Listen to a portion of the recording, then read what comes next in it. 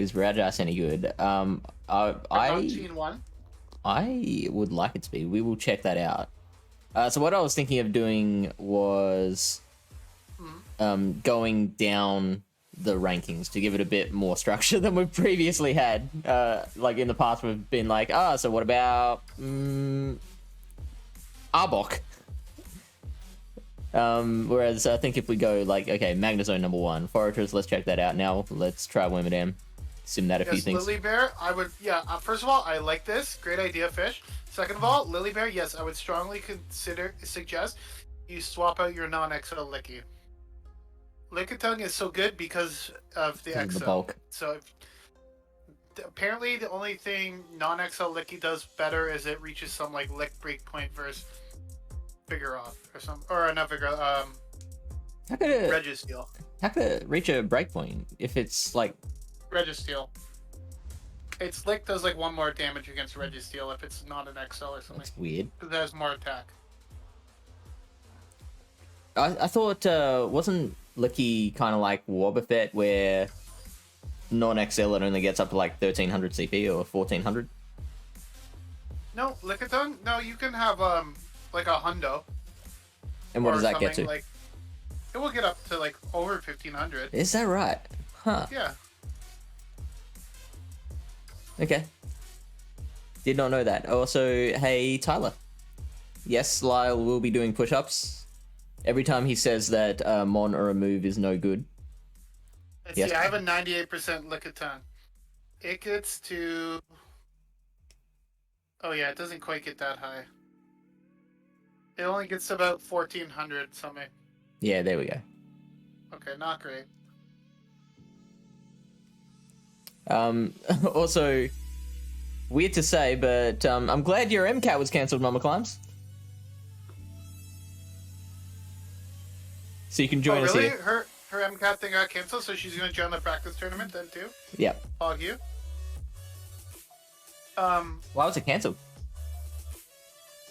I think it's just a class he's taking, so maybe the guy was sick or something, I don't know. I thought the MCAT was the test. He's taking a prep class, I believe. Right. Oh, yeah, my MCAT course. Not the actual MCAT. Not the whole test, but the course tonight, so yes, I will join. Excellent. Yeah, actually, I did, I saw actually 3 Charizard raids today when I was at work.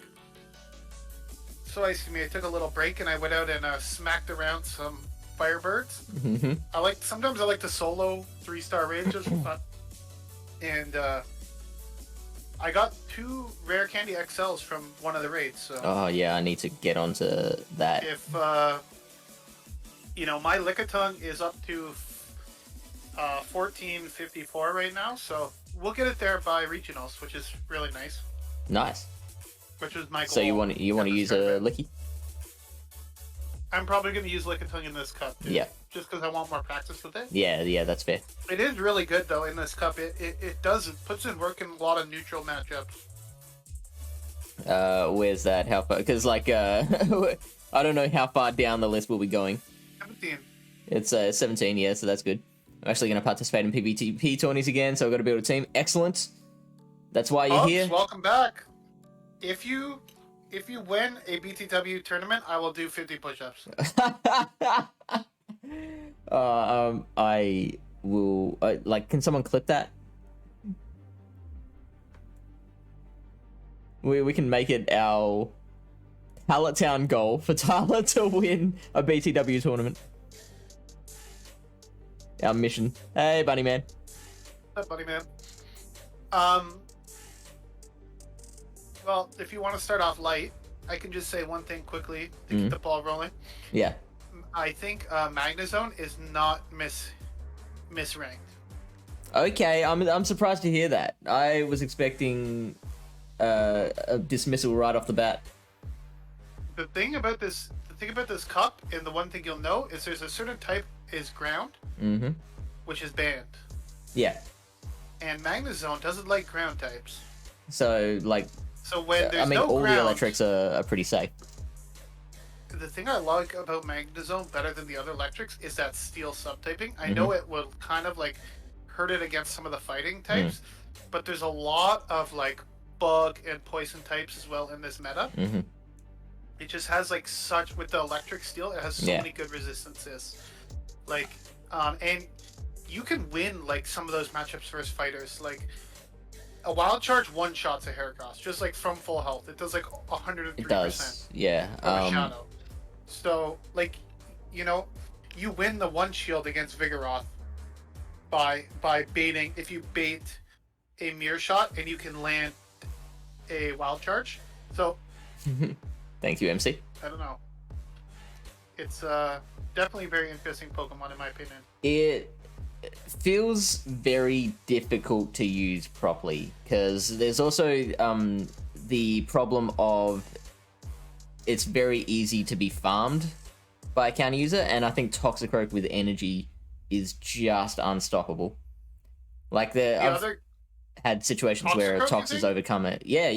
Toxicroak. I've seen Tox overcome a Wormadam with enough energy and like health lead. The other reason I really like Magnezone is because a very popular pick in this meta is Wormadam Trash. Yeah. Which is on like almost every team. 29%. I honestly don't think Toxicroak is as good as advertised. Ooh. Just because of how popular Wormadam is. And like, I know you said it can overcome it, but like, that's like a tall task. Right? Yeah, like, yeah. It is. It's like 3 or 4 confusions, you're gone. That's an interesting idea, Lily Bear. Let's look at that. I think DP could have a bit more play than normal. That is, I think, better than Sludge Bomb. Yeah, because a lot of things are resisting Sludge Bomb. You need Mud Bomb. Mud Bomb is such a good move in this meta. And that's my... We'll get into Spice Picks later, but I have another Pokemon that I'm using right now that also has access to Mud Bomb. And it can beat all the fighters except Toxicroak. But it can beat Toxicroak if you have a slight energy lead. Okay, so the Shadow Zone, it's saying this. These key wins and losses, this is just in the one shield, isn't it? Yeah. Okay, so let's take a look at things like Litleo and Toxicroak, which are going to be pretty big. Toxicroak's a very bad matchup. But the worst case is you will get shields out of that because I believe you outpaced to Wild Charge, right? And it does 106%. 106%. So end game, if you can farm down like a Wormadam or something with Sparks, you can just start... Yeah, I think I did that to someone. I farmed down like a Wormadam, and I just... Haircuts came in, gone. Toxicroak comes in, gone. You know, just like... Right. It was amazing. Tox does win CMP, so it does beat you to the first Wild Charge. Is that IV dependent, or... This is with default IVs, I imagine, with it being this close. So the Magnezone's at 134. That's like about 135. Check like a rank 1 Toxicroak. Just curious. Because I know the rank 1 Toxicroak actually beats... So it's probably most likely Toxicroak will win CMP there. Yeah. Because I know technically they say Toxicroak loses to Lickitung. Yeah, it does. And that would be just because it's tanky enough to get off like two body slams or something like that. Yeah, 2 body slams, and the body slams chunk it enough. Water Gun Lantern instead of A-Grab. Little scared of all the double counter teams. That's fair. So is Lantern a direct swap for Alolan Graveler though? No. I would say no, just because of the rock coverage provides like a completely different. Yeah, you're crushing the bugs. Genre. That's like your biggest role. A role. lot of like Lantern loses to Beedrill. A-Grav has like a pretty good shot at beating Beedrill because you don't want to even take like a Rock Blast on a Shadow Beedrill, right? So. And Galvantula as well. Beats Lantern, but like Lunge is still hurt the Graveler, but. Yeah. But I will say overall, and then you also another Pokemon that has getting quite a bit of play is Hisuian Electrode, which is like Lantern's I just added that into my team. It's Lantern's worst nightmare, right? So, with this one, I imagine it is. Yeah, it is good. So it says here 5 turns flips that in the one shield. So I imagine because you get to the second Mud Bomb one sooner. than the first one. So I imagine like you couldn't just have one spark of energy lead. You'd have to have like at least two or probably three to be able to actually beat it to the second Mud Bomb.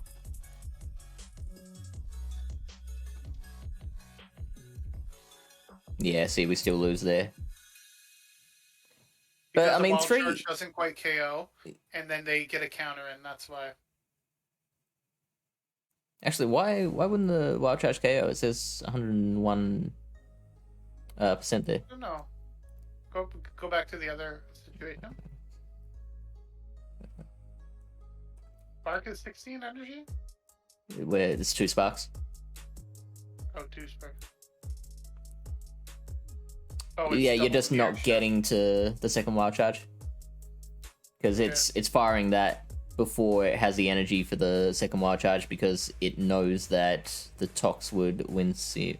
Actually, that's interesting. Because in this particular scenario, the Magnezone has the higher attack, so it should win CMP. But I guess, yeah, one more counter would KO it, so it still wouldn't get to the second Wild Charge. So that's the problem with Magnezone. It's very high risk, high reward. Yeah, I do like it though, because at least you're getting shields. I was using Lux Ray a little bit, but I didn't like it as much.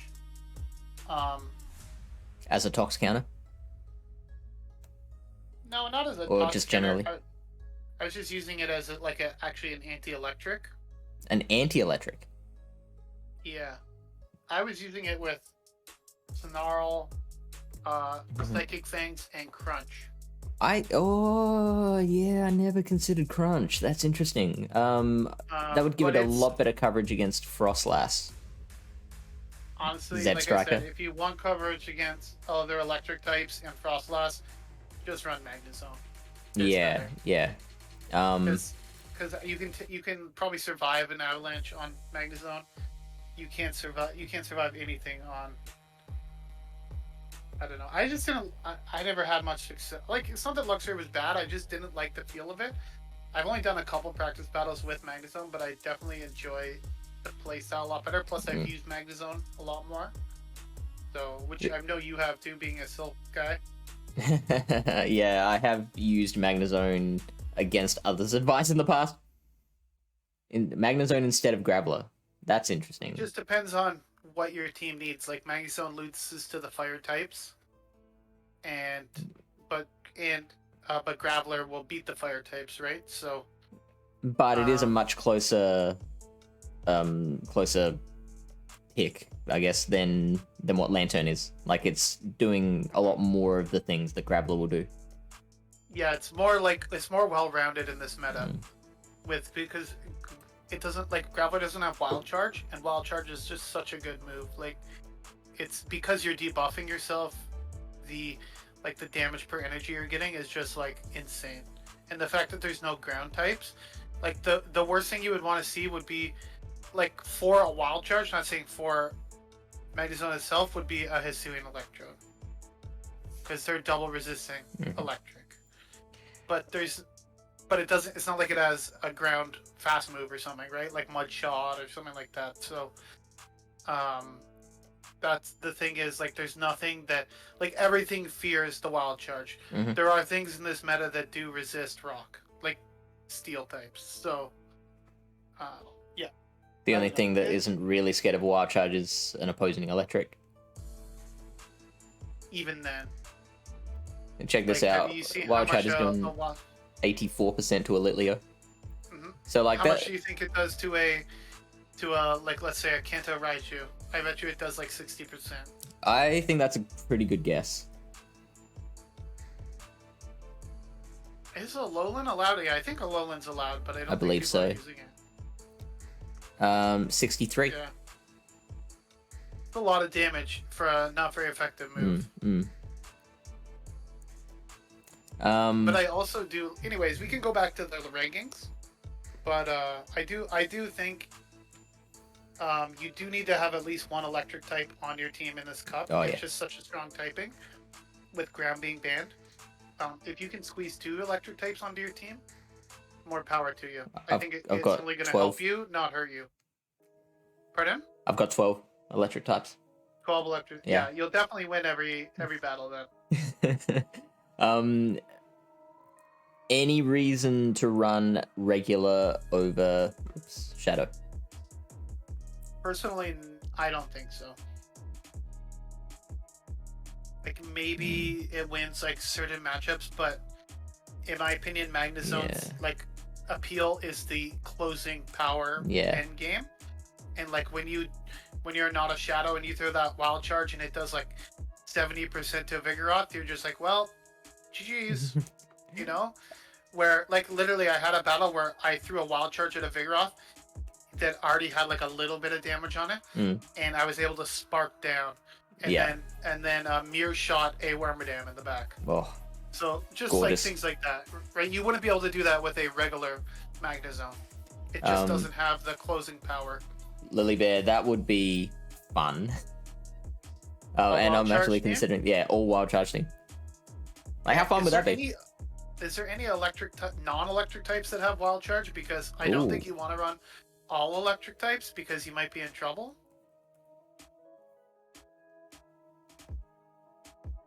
Alolan Golem. Oh no, that's electric. It's also electric. Yeah. Because there is a Pokemon in this meta that doesn't know Mud Slap as a fast move. Okay, we got Delcatty. Delcatty. Double Tackle. Ice Fang Stoutland. Stoutland knows Lick, so that could be interesting. Lick, Wild Charge, Crunch. I don't know. Ice Fang is the greatest play, but I mean, what else? What else are you getting with Lick apart from Frost Dust? What are you targeting with Ice Fang? Like Lick, I don't know, anything that's not normal. Like the only real normal type that people are using is Vigoroth, right? So yeah. It does neutral against a lot of things, and then like there is a lot of steals like Wormadam and Sizer and Magnezone. They all resist ice. So triple counter user. Sorry. Yeah, triple counter users I've seen. I think there's just a lot of Wormadam, and there's also you'll find the odd Golbat or Pidgeot out there too that might give you a bit of trouble. So if you make sure you have like a Graveler or something that can fight back against those, it could be interesting. Hera actually beats Worm in the ones if it baits. Yes, if it baits, it does. I've played that matchup a couple times, and a couple times they call the Rock Blast, and you're going, well, there Valid. we go, there. It also beats Litleo, Heracross. And then there was a time I was battling Mamaclimbs, and the first time she didn't shield the close combat on the Raichu. So then we were playing again, she had 2 shields, and I was just like, well, I'm just going to close combat this Raichu, and then the Raichu disappeared. Just vanished in a puff of smoke. I would love if that animation actually appeared. Just it was gone. I don't know where it went. Alright, so Forretress is, I feel, a pretty safe pick. Like it's only really worried about Litleo. Pretty bulky. Toxicroak and like another pick that's not very popular, but like anything that resists bug is like going to be tough for it. Yeah, that's fair. Haunter, if you do see a Haunter, oh god, it's a bad time for Fortress, but it's not super popular. But it does double resist bug, so Haunter could be a way to go. I mean, there's a lot of Volt Switch around and stuff like that. Yeah, I like Haunter, but I think it just doesn't do great against Vigoroth, so yeah. Even being a ghost type, so but it does beat Toxicroak pretty well, although you need shields for Haunter, right? So but yeah, like Fortress does really well because it beats Wormadam. That's its big calling card. Is it beats So how does it do that? Just does it have to bait, or can it can just go straight Earthquake? Because you can, everything's resisted by Wormadam, right? They probably bait here, but you could probably take out Beer Shot and you would probably still win it. It wouldn't be as comfortable, but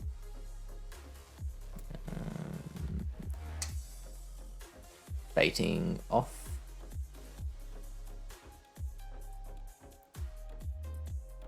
Yeah. Yeah, straight Earthquake. Like, it's not as comfortable, but you still win in the ones, so maybe Wormadam wins the twos. No, Fortress still wins the twos. Yeah, Fortress wins all By that that. point, you're probably just bug biting down. I don't even know how. Or maybe you just go, if you're going to the twos, you just go straight Mirror Shot. I have no idea. This is, all of this would now be without baiting. So I think you can win the twos straight. How do you win the twos then? Do you just go straight Mirror Shot? No, it's all straight Earthquake. Earthquake? Yeah, see, that's like very... Oh, and then you... And then a Mirror Shot at the end, yeah. So it's a very consistent matchup. Yeah. Which is very appealing because it is very strong. So like this would be like a nice pair maybe with a Toxicroak because you would have a nice answer to Wormadam. Okay, yeah, that's... And Pidgeot, Frostblast, Lickitung, some of those things, so... loses to Vigoroth, unfortunately. Yeah. Which I don't Vigoroth is like. Just that stab, body slam, and those counters just does too much. I imagine you'd be going Bulldoze if you're the Vigoroth. I would probably just body slam it? probably just go body slam. I think it's... Bulldoze is kind of risky, because if they shield it, you might be in trouble. Yeah, okay. I doubt DPE-wise, Bulldoze does that much more than a body slam, because body slam is just such an efficient move, and getting that stab from a Vigoroth. Yeah. And Bulldoze is such a poor move in general, so... And then, like, whatever extra the Bulldoze would do normally, you're saying it would be offset by how long it takes to get there and the cost of not getting it through. Yeah, and if they shield, then you might be in trouble. Especially if they get like a Mirror Shot debuff or something, blah, blah, blah. That could flip a matchup too, because it doesn't look like it's that crazy. Like, obviously, if you land an EQ, and like if you have a bit of energy, you land an EQ, they're not resisting Bug Bite at that point. So it's not quite as dominant as a Toxicroak matchup. But then again, even versus Toxicroak, you do have that Earthquake, which shields down with one shot, right? So it's not like you don't have outs versus those types of Pokemon.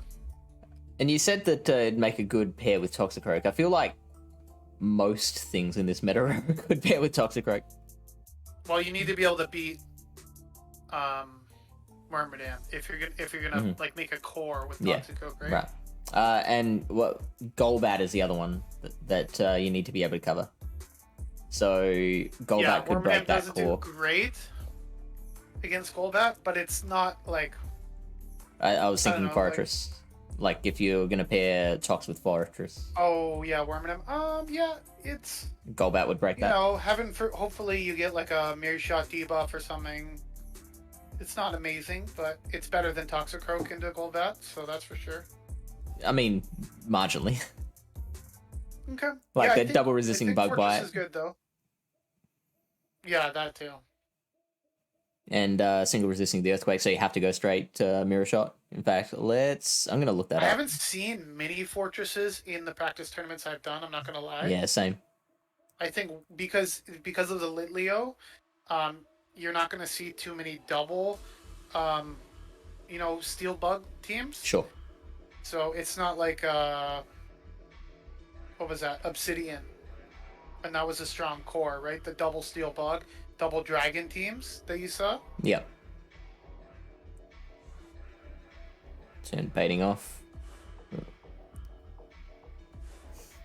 What is this first? This is Golbat versus Fortress.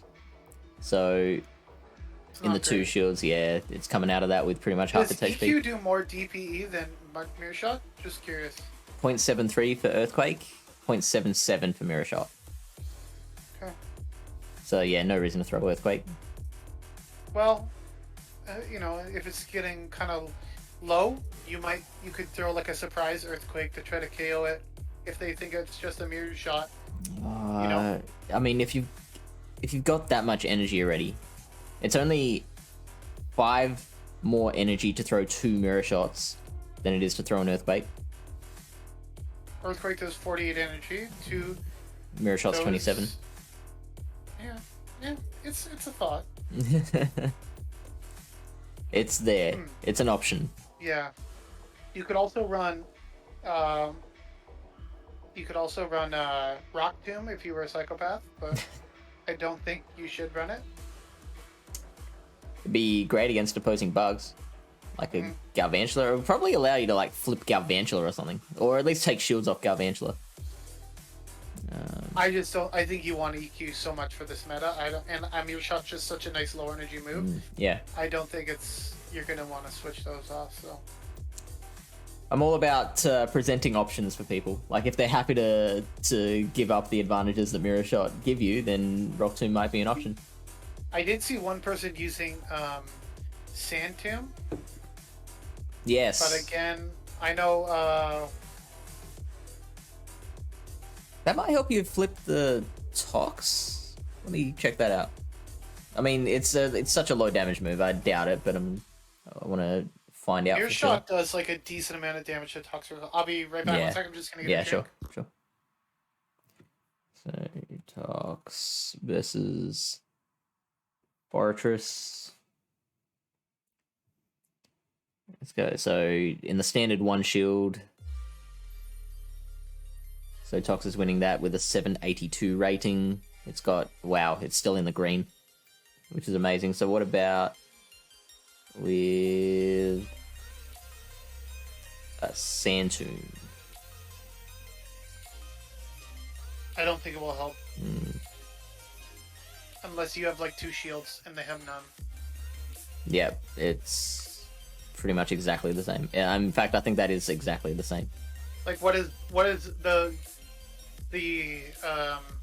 Sand Tomb gonna do? Make your bug bites do like 2 damage or something? Right? Yeah, right.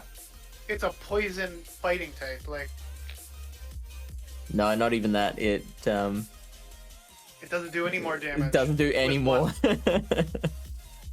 Hog. Oh, hang on, no, that's yeah, no, it doesn't. You got to remember, it's a poison fighting type. It I do double resists remember that. bug Thank you, Lau. moves. Thank you for your input. So, yes, you're welcome. I think this is beating a dead horse, as they say. All right, so then Wormadam. This thing is pretty much busted. It has a lot of play against like basically everything except Magnezone and Litleo, essentially. And maybe like a Pidgeot might like do okay against it. Because it only just barely beats Vigoroth in the ones. And That's if you have IV a really dependent. good IV Vigoroth, I think you might be able to beat it.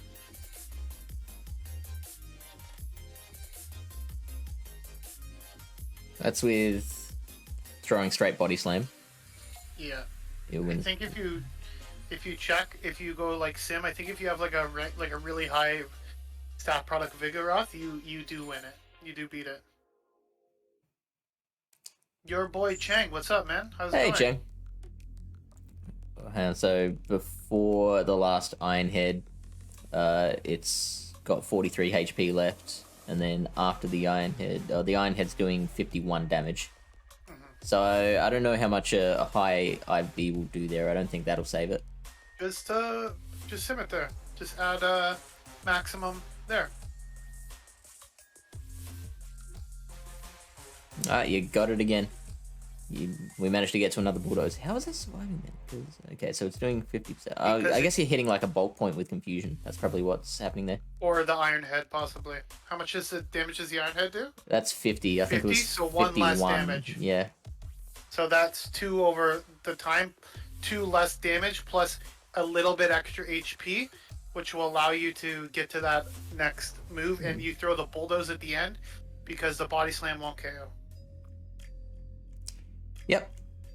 Yeah. So It's still not comfortable for either. I'd say overall it's a very neutral matchup. It's not dominant either way. yeah. So With a bit of energy or a bit of chip damage, it can easily go either way, right? So I'm just going to check like how high that defense has to be able to hit that. Oh bulk god, point. there's a Hundo Poplio. Somebody just called it out on the nearby. See you later, fish.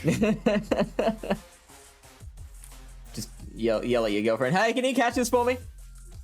She doesn't drive, so I wish. Oh, really? Yeah. And it's not in walking distance? You mean, no, I think it's downtown. Alright, so you need 109 defense, 109.37 defense to be able to hit that bulk point. But it was already doing 10 damage before, wasn't it?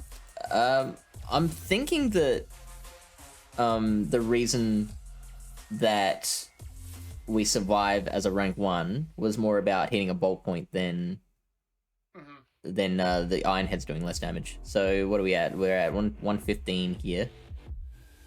We're at 112 there.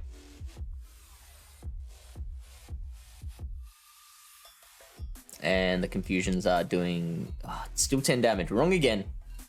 This is just. I'm always right. Yeah, the standard here is Lyle says stuff, Fish says stuff. Lyle is right and Fish is wrong. Who's the elite battler? Let's go.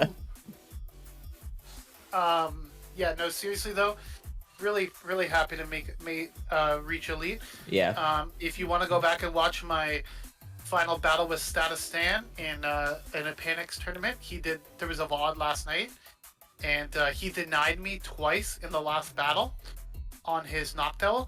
He KO'd my Shadow Wall Run before I could do 5 Powder Snows and get to a Icicle Spear from full health with 2 Sky Attacks and like 3 Wing Attacks worth of damage or something. Far out.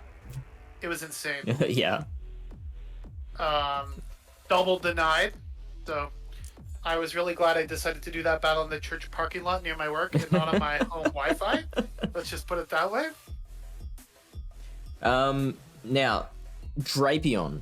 I like that as a very good counter to Wormadam. It actually, I think Wormadam. It's not a counter. It's again like it's similar to the Vigoroth, where it's like a very neutral matchup.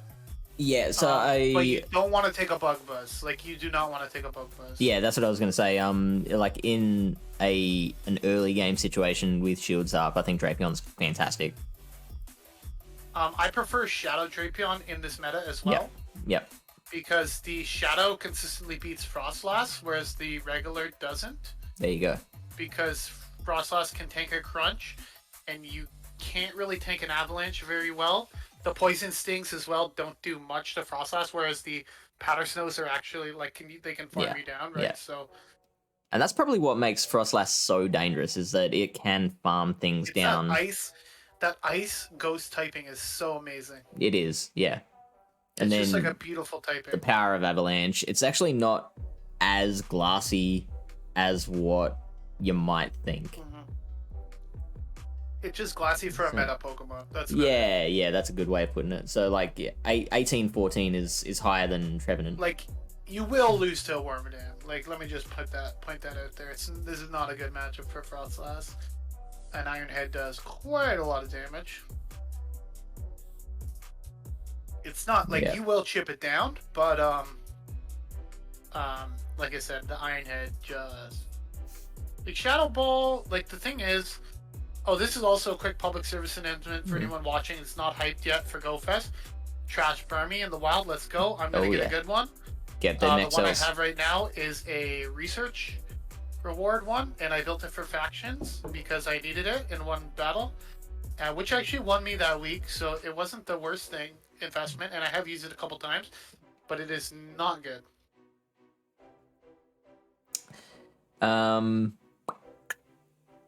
So this Frostlass, I mean, it's not the worst in the world because like 2 Shadow Balls does take it out, and you're not taking super effective from the confusions, right? It's only the charge moves you're really scared about. Yeah. But they are resisting your fast move. Yeah. And your main, and the only thing you can deal is neutral damage with a charge move. So it's definitely one-sided, but it's not like horrible. Yeah. Like if they were a little low, Shadow Ball come in. It's I've actually found in practice, I've found it hard to counter Frostlass with my Worm, just because Worm is so slow. Like it is. You need to be. It takes like a certain. It's a different play style than You have to be able to know that like you're gonna take a charge move, and it's gonna look like you're gonna lose the matchup, but you're at 1.5 Iron Heads right now, and you're gonna get a shield, and then you're gonna get to another one, right? Like, right. It's kind of a different play style. Yeah. I mean, like, but to put it into that confusion damage is very valuable in this meta, considering there is no real psychic types. There is, but not really. Like, you're not using Galarian Mr. Rhyme or whatever the hell. Like, hey, you leave Mr. Rhyme out of this. Okay, sure. You use Mr. Rhyme. Yeah, Oranguru, that's sure, exactly what I was thinking. Yeah, it gets like destroyed by a lot of the steel types. So I don't know. Does it? Oranguru is interesting, but how far down is that? Like, will we have time like to get to Oranguru? 77. 70? Yeah. Now, I'm actually genuinely impressed at that one that you just had that info off the top of your head. It even does not that great against Vigoroth. It's gonna be tough to squeeze in. It does have some very nice niche play, especially versus Toxicroak and things like that. But I think Wormadam's just better Oranguru. That's all. Because so the main reason you would want just a confusion user at all is for the popularity of Toxicroak, but then Wormadam has all these other applications. Any other poison type, really. Well, I mean, if we look at the stats, like, the only other poison type, we've got Drapion, which resists Psychic anyway, then we've got Beedrill, that's something. Heracross, like we said, beats Wormadam in the ones. So, like, I'm not as worried about that. Then I'm not sure. Alright, let's quickly find that out. Golbat is down there as well, which is, I think, if you are picking a flying type, I think Golbat is the only flying type you should pick because of the Shadow Ball possibilities. Zapdos, I think, is alright. Not sold. It generally will lose to the electrics, but it is an electric that does beat Tox fairly consistently. So it looks like here is that the reason that Heracross loses this is because Oranguru is a little more attack weighted, so the confusions are actually chunking it, whereas with Wormadam, it's much more defense weighted, so Heracross can kind of hang in there with those single super effective those confusions and get to 2 moves, right? Yeah. Especially if you have like 1 or 2 counter lead. So it's an option for us mortals who don't have a Wormadam build. That's a reasonable point. Like, is if they can't build a Wormadam, would you sign off on Oranguru as a replacement? Things. The only thing is Wormadam does much better against some of the bug types. Like, you're weak to bug and dark, and there's going to be a lot of Drapion. There's going to be a decent amount of like, what is that? Galvantula, as well as Wormadam. Like, you know, you take a Bug Buzz from a Wormadam, it's not going to be good here. Also, how does that do against Frostlass? Because it does have the foul play for Frost. I feel like Frostlass will just outpace it, and will just win in like the 1 shields, because an Avalanche is going to do a lot of damage. Does it win against Frost? Okay, let's see here. So Avalanche is 47% damage, so a second one would probably KO. Yeah, close. That is very close. So it's only left with 16 HP left. It's gonna need a... Not quite as comfortable as the Wormadam matchup, but it still does win, which is good. And yeah, Lass would need like a fair bit of an energy lead to be able to get to a 3rd Avalanche. Does win the 2 shields, apparently, so. Smiley, that's interesting. Sir. Hey, Smiley. Mamaclimbs is vehemently defending Vietnamese? Vietnamese? No, she's not Vietnamese. She's Swedish, right? If she is, yes. Swedish American. Her thing. Alright, Vigoroth. Now, Honestly, I don't think there's much to say about Vigoroth other than it's really good, and you should definitely use it. Let's go. Safest pick in the cup, do you think? Yeah, because even like the worst case is like a Toxicroak or like a Beedrill or something, but like even then, you're like they don't really want to take a Body Slam. No. Like I've been in that situation with the Heracross into the Vigoroth before, and like Body Slam does almost half of the Heracross's health. I actually thought it did slightly more than half. Like it takes you into the yellow. The thing I like Heracross or Vigoroth better is like you can at least hang in there versus another counter user, especially if you have a bit of energy. Whereas like Obstagoon, like you have no shot. Like if you're going against a Heracross, they'll just like no shield, farm you all the way down, come out of there with like 100 energy basically. Well, not even, because they only need like 5 counters to kill you. So. Which, side note, the biggest reason that I'm off of Lux Ray now is because I've had so many practice battles where I've come in against a Tox and I've been like, oh well, I'm gonna take all their shields with Psychic Fangs, and they've said yes, you will, and then I'm gonna counter you down without throwing a move, and then just have all this energy against the rest of your team.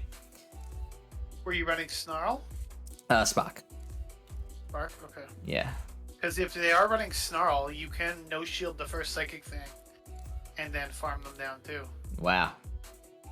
Because it only does about 70%, I think. Really? I thought it did more than that. I thought it like... You don't want to no-shield the second Psychic Fang, that's for sure. Yeah. Shit, no. But yeah, like I've had battles where they've just gone ahead and double-shielded. That did happen to me, and then I didn't double-shield the Heracross, and then I got hit by a Sludge Bomb, and then I lost. So, yep. It's a life lesson to you kids. If they double shield their Toxicroak, you might have to double shield in return. This is another one where you'd probably need a bit of a sizable energy lead to be able to flip that. But you can... Yeah, you can... It's not about flipping matchups all the time. Sometimes it's about just like getting a shield or something like that, right? Yes, I am aware of that, but I'm still in the habit of looking at it this way, and I need to try and wean myself off of it. I think Vigoroth is not going to be Toxicroak 99% of the time. So. Sure. And so, okay, so you would look at it more like, so if you were Tox into Vig, or Vig into Tox, you would just look at it as, okay, I'll try and take a shield before I go down. If I could, yeah. And not get farmed down. Which is why I wouldn't like shielding in that situation being the I don't like shielding in like hard losing matchups if they do throw energy, because all you're doing is just being down a shield, and then they're just farming you the rest of the way down, and then you have to shield the next move, and then you have no shields left. So sometimes I like to spend the shield so that you can get one back. Well, yes, but what I was gonna say was there'll be situations where if I let the first one go, then I know it'll get me to like say the red or just above the red and give them an opportunity to farm down and have that energy for the next one. Whereas if I shield the first one, then I know the second one will KO. And they don't have to farm. With Lickitung, just watch out. In what way? It is a bit of a farmable mon. Yep. Same with Chansey. Do not save swap Chansey, any of you Chansey users out there. Chansey is a closer, just so you know. If you save swap Chansey versus a good opponent, you will lose that battle 100% of the time. Because they will farm to 100 on their lead Pokemon, and then they will switch in their counter, and they will farm to 100 on that. And then you will be completely screwed. I love Chansey save swaps. Nothing better. But not in this situation. Well, not if you're a Toxicroak. You don't want a Chansey save swap. Especially if they're running Zen Headbutt. Okay, yeah, Vigoroth, very strong, I think. Does really well, just generalist. Even in losing matchups, it can put in some work. So. Yeah, and we saw that Wormadam matchup before, and that was that close with just Body Slam as well. Even look at the Frostlass matchup, not too horrible. So. That's crazy. Like, they're only single resisting counter, right? So. Yeah. But then Frostlass hitting neutral with the other, like, if you didn't have the data in front of you, Like, would you ever guess? Oh yeah, Frostlass like just barely wins this one. The ones, no, but the twos, you probably. Oh, Lily, I don't know about that. Let's. No, I would definitely not use that. Let's use a monkey. let's check it out just so that we've got the hard data to use a back it up. Galarian, Mr. Rhyme. So Wormadam with default IVs, and Lily, what IVs does your Wormadam have? Oi, Queen Aurora with the raid. Whoa, huge raid. 81. Britain's finest. That's awesome. Britain's finest, and yes, top of the morning to you, as Fish would say. That is something I say a lot. I'm known for saying that. Well, Thank you for the follow, morning, 316 so... trainer. Yeah, it is, and it is the top of it as well. Pokemonster Max is here. Whoa, hello, Pokemonster Max. Dr. Banner, what up? Hype. We got a hype train. Not actually. Oh yeah, it's a. We don't accept subs, so we cannot get a hype train. It's physically impossible. No hype trains here. Yes, thank you so much for the raid. We're just doing some breakdown of the Firefly Silph meta, and right now we're just going over some of the top Pokemon, giving an idea of how we view them in the meta. Yes, we have and Fish on the heater. He is a lovely guy here, the head of Pallet PvP, and he brought me on the PvP expert. To since I'm higher ranked than him, he needs my lovely advice to break down the meta. We're waiting for the moment where I get something right and Lau gets something wrong. So at the moment, it hasn't happened. Happen eventually. It will. It's gonna happen sooner or later. Oh, it's so humble. So yeah, Lilybet, what were the IVs of your Wormadam?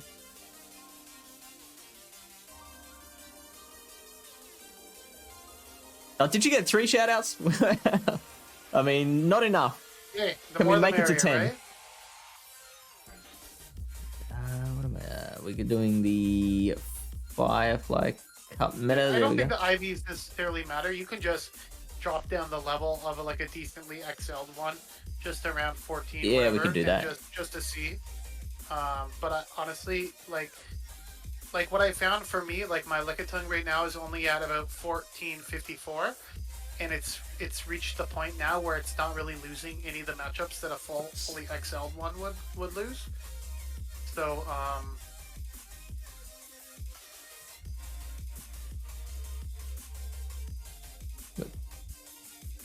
Alright, that looks exactly right. Didn't she say 1402? something like that. Alright. Let's see what turns up. So we got okay, so yeah, you lose Drapion. You lose Graveler. You lose Lantern really bad. You lose Lickitung pretty bad. That's not as bad as I thought. Obstagoon, wow. I don't know. You lose Roserade because you can't take a Weather Ball. You barely win Alone Sandslash. Yeah. You lose The IVs Snorlax. would come into play there. I haven't seen a Snorlax yet, but it could be used possibly. You still beat the Toxicroak, which is good. You bloody you really lose well the better. Vigoroth. I don't know. Like, you lose to Yeah. Mir, you lose to Vigoroth, you lose to... I think it's probably better to just go with... Go with the Oranguru. The Rangaroo, because at least you know what it can do. And just wait till Go Fest. You'll get the XLs you need to finish it, and then... I mean, Firefly will be done by then. Well, for maybe, you know, this is Wormadam we're talking about. Silph loves Wormadam, okay? It's like it's like the Dragalge, it's like the Vigoroth. It's in like every Silph meta. Magnezone, Frostlass, whatever. These are Silph Pokemon, right? Yep. They're not Open Great League Pokemon, but... Alright, so we're at Tox. I mean, we've been talking about Tox Yeah, I think like we've all through this. kind of gone over Tox pretty well. But again, it does really well versus a lot of things except for Wormadam and the Flyers. Here's what I'm gonna do. I'm going to look at Tox versus Firefly Cup, and I believe now it defaults to just using the meta. So it's at a 20 win, 14 lot, so 55% wins in the ones. So let's start playing with Energy Lead with one counter. That goes up to 69% already. Two counters goes up to 72, so I think that's, what was that, one extra win? Yeah, the thing is that like safe switching it is gonna be quite risky. Like it does really well if you have that little, like if your opponent doesn't have a Wormadam, go for it. Safe swap the crap out of that thing. Yeah, well, you obviously don't need to have it as your safe switch to get an energy lead on it. That's usually typically where you, because like the opponent's usually like, you know, 1 or 2 turns behind switching in, so you kind of like sim like a safe swap, like 1 or 2 counter lead, let's say. So I've had a lot of situations where like my opponent, my opponent's always the one doing the good plays, not me. But my opponent will like I'll have a Pokemon that's about to be fainted, so Tox comes in then and finishes it off with a few counters. What about Dynamic Punch, just quickly? Yes, that's what, right, we were going to look at Dynamic Punch. So just quick comment is that what this is showing me that the more energy you have, the more, like, these losses are losses that you're just never going to flip. Yeah. I imagine. So things like, although a Wormadam does not, like Gengar, again. Yeah. Oh, Gengar, I mean, doesn't like a Mud Bomb. With energy, a Mud Bomb probably does quite a bit of damage. Yeah. But yeah, again, Pidgeot, and again, Golbat. Wormadam does not want to take a Dynamic Punch. That's for sure. Alright, so let's Matrix Sludge Bomb versus DP.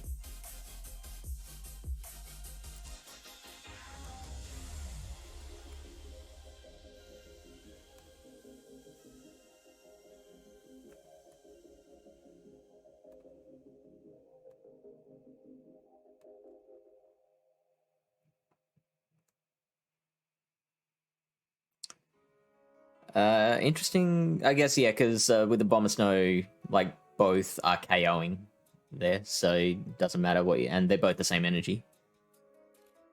Versus what? Sorry? But this is a Bomber Snow. I never even knew Bomber Snow was eligible in this game. Just with all the bugs and the Litleo and the Drapion and the poisons. Probably I think not the best way to look at this would be possibly shields down. Because it's when you actually, not necessarily when they're shielding it, you're right. but when you're landing the move, like, does it help you in any matchups? You know what I'm saying? Just gonna quickly look through it, just to see if there is anything interesting, and then I'll try it with shields down. Doesn't really appear to be different at all. Nah, not at all. So let's, like I said, let's check the, no, the opponent still has 1 shield. You can try the 1-0s or the 0-0s. The Ho-Oh. Oh. So bit better against your. In fact, with shields down, like that's coming fairly close. And if you give Toxic 1 shield, you might actually be able to win that. I don't even know. Maybe it's just confusion. Maybe, yeah, I would guess I don't so. know. But yeah, maybe let's quickly check that.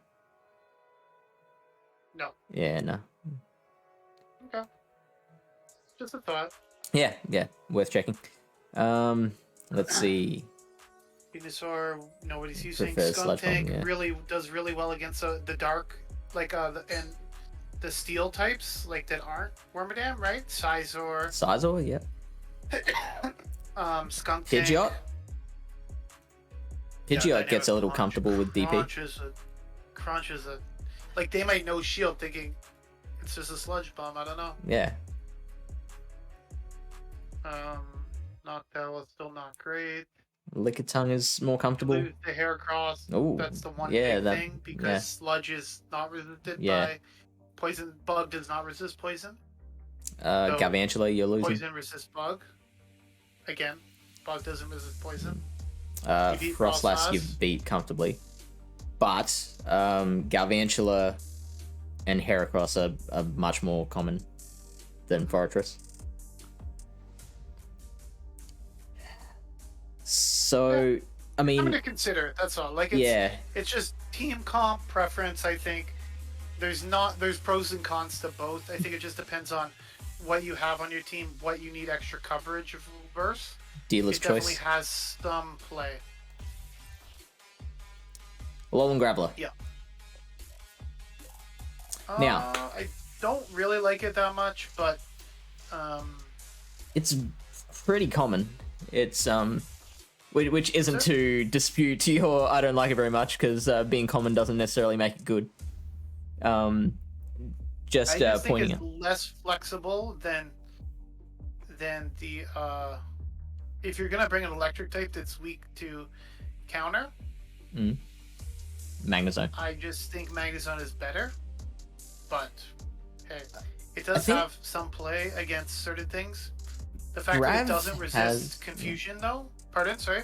Grav has a lot of neutral play with that Stone Edge Rock Blast combination. Like, obviously, unless you go against a Toxicroak. Does really well Magnezone. against other electric types. It does, resisting Is the thing. those. But it doesn't do quite as well versus Wormadam. So there's also that too. Crushes the non-steel bugs. Yeah. Does well against the steel bugs too, but and then it also does well against Litleo. But again, there is only one fire type in this meta. I don't think many people are bringing Pyroar. And Litleo is very one-dimensional, so I think you can just counter that in other ways, like Heracross beats Litleo, and you're taking super effective damage. So I think there's safer ways to handle Litleo, but it is an option. Again, if you don't want to run Magnezone, maybe Alolan Graveler is a bit better for you. If you are weak to fire with the rest of your Pokemon, maybe you don't want to run the Magnezone. Maybe you want something. All right, I promise we will check out Zeb, Lilybear. Okay, that will be the last one we check. So I have been using Alolan Golem in my practice tournaments because of that wild charge coverage. Wild Susan Boyle did prefer, when I was watching his breakdown, he preferred Golem over Graveler just because of the move flexibility. With you do have the Rock Blast and you have the Wild Charge, so just gives it a little more versatility. I think it actually can. No, I'm trying to remember. Like, it has play against things like Tox, which Graveler doesn't. That's its biggest advantage. But then it also, like, Graveler can beat Heracross, but it can't really beat like Toxicroak. Right. Yeah. Unless you're running Thunderbolt or something weird like that. The biggest problem is actually the like, it can run Stone Edge, but like you definitely want Wild Charge. So like, it's going to be tougher to run Wild Charge Stone Edge. You're probably more likely to run Wild Charge Rock Blast, and Rock Blast isn't doing much. So you end up losing to pretty weak move. Yeah. So you end up losing to like pretty much all opposing electrics, which is a problem. Yeah. Okay. All right, let's check out Zeb Striker now, because obviously we are running out of time. Like I said, I haven't used much Alolan Graveler. I have seen it out there. It definitely has play. It's a really good anti-flyer too. Maybe if you're pairing it with a Heracross, let's say, you want like a help against a potential flyer, since Heracross is so weak to that. Rank 38. That surprises the crap out of me. 82 overall score. You are not using it when your opponent has shields, which makes sense. But it makes a good closer. I guess all the electrics would make a good closer, and a good charger. I don't know what charger means. I have no friggin' idea what charger means. Energy leads. Like, Okay. It charges quick. It just does really well when it's got energy in hand. Decently well against bugs, even though it still loses to Beedrill. It loses to Vigoroth, it loses to Lickitung, loses to Lantern, even though it's an electric type. And Lantern is a water type. So that's interesting, but it does beat Wormadam and Frostlass and Magnezone. And A9, which I with have that not flame seen. charge. I mean, so it's a way of getting fire damage without using Litleo.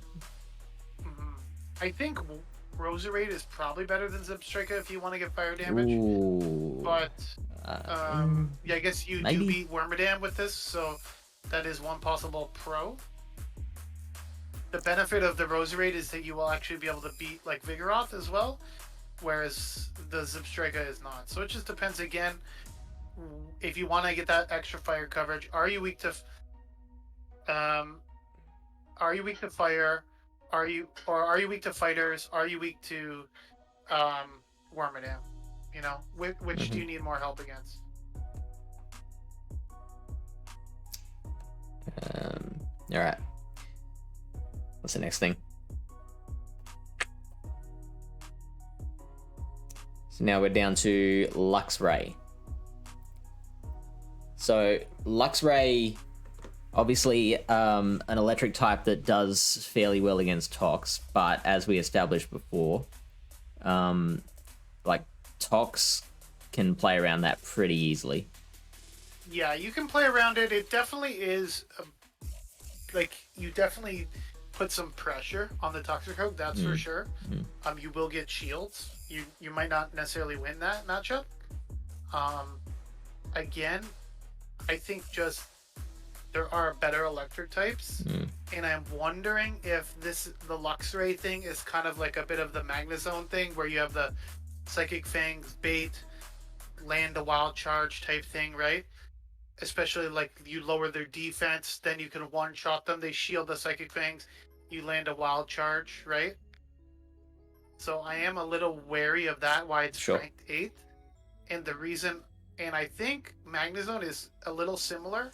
It definitely doesn't do as well against some of the fighting types, like here. But personally, I don't think it says it beats Vigoroth. I don't know about that. I think Vigoroth is pretty not fun to see a Vigoroth if you're a Lux Ray. That's all I'm gonna say, because those counters are doing like a crap ton of damage. It would and all they have to do is if they shield the wild charge, you're done, right? Yeah, so, exactly. It's definitely very risky, and I just think the added, like I was saying before, the added resistances you get with the steel typing just really help in this meta overall, like with the Beedrills and the Galvantulas and the what is the other Pokemon? Wormadam and blah blah blah, all that crap. Galvantula is the big one that's like a deal breaker for me, because it's resisting the wild charge, so you're really compelled to just run Psychic Fang, straight Psychic Fang against it, and it can tank 2 Psychic Fangs, and a lunge does 70% damage. So Eric is asking one quick question. He's saying, is a return or legacy ominous wind Golbat worth considering? I would say not in this meta. I wouldn't TM them away, since it could have play in other places. But I just think what makes Golbat so good as a flying type in this meta is that access to the Shadow Ball, because there's really not much in the way of pure. There's nothing that really resists the poison and the ghost combination other than Drapion, but you're also resisting some of its moves as well, like the poison stings and stuff. So I think you definitely want Shadow Ball, because return Poison Fang, you won't be able to hit anything like a Graveler or a Magnezone with anything. A Shadow Ball does about 70% to a Shadow Magnezone, so end game you have that option, right? I don't think Return is the worst. I do agree with you that Shadow Ball is better. I just think for coverage wise, for the things that Golbat is going to lose to, Shadow Ball at least gives it a fighting chance in certain shield scenarios and with a bit of energy, whereas Return doesn't really do it much favors in this cup. The only thing it would really help with would be against maybe another normal type that you want to one shot. Maybe you're going up against a Gold or a Vigoroth or something. Yeah. But at that point, you can just go Poison Fang and basically farm them down anyways. So I don't think it's. I don't know. That's my personal opinion. What do you have to say about Chansey?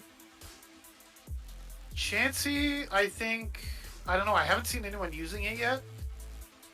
I expect too many people to be using it, but all I will say is just make sure you have like at least 1 or 2 Pokemon that can beat Chansey. Because the worst thing. Is there Second anything thing I other will than counter say is users? if you go up against a person that's running Chansey and they beat you, please don't be a loser and tell them you suck. Why are you running Chansey? I hate you. Blah blah. All this stuff. Just be like a good sportsman. It's allowed in the meta. If someone wants to run Chansey, they can friggin' run Chansey. Who gives a shit?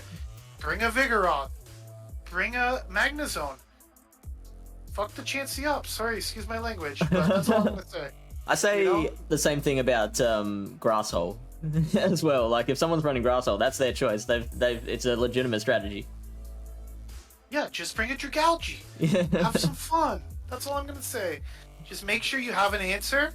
Don't leave your team completely weak to it, but also don't build your team around to counter it. Yeah.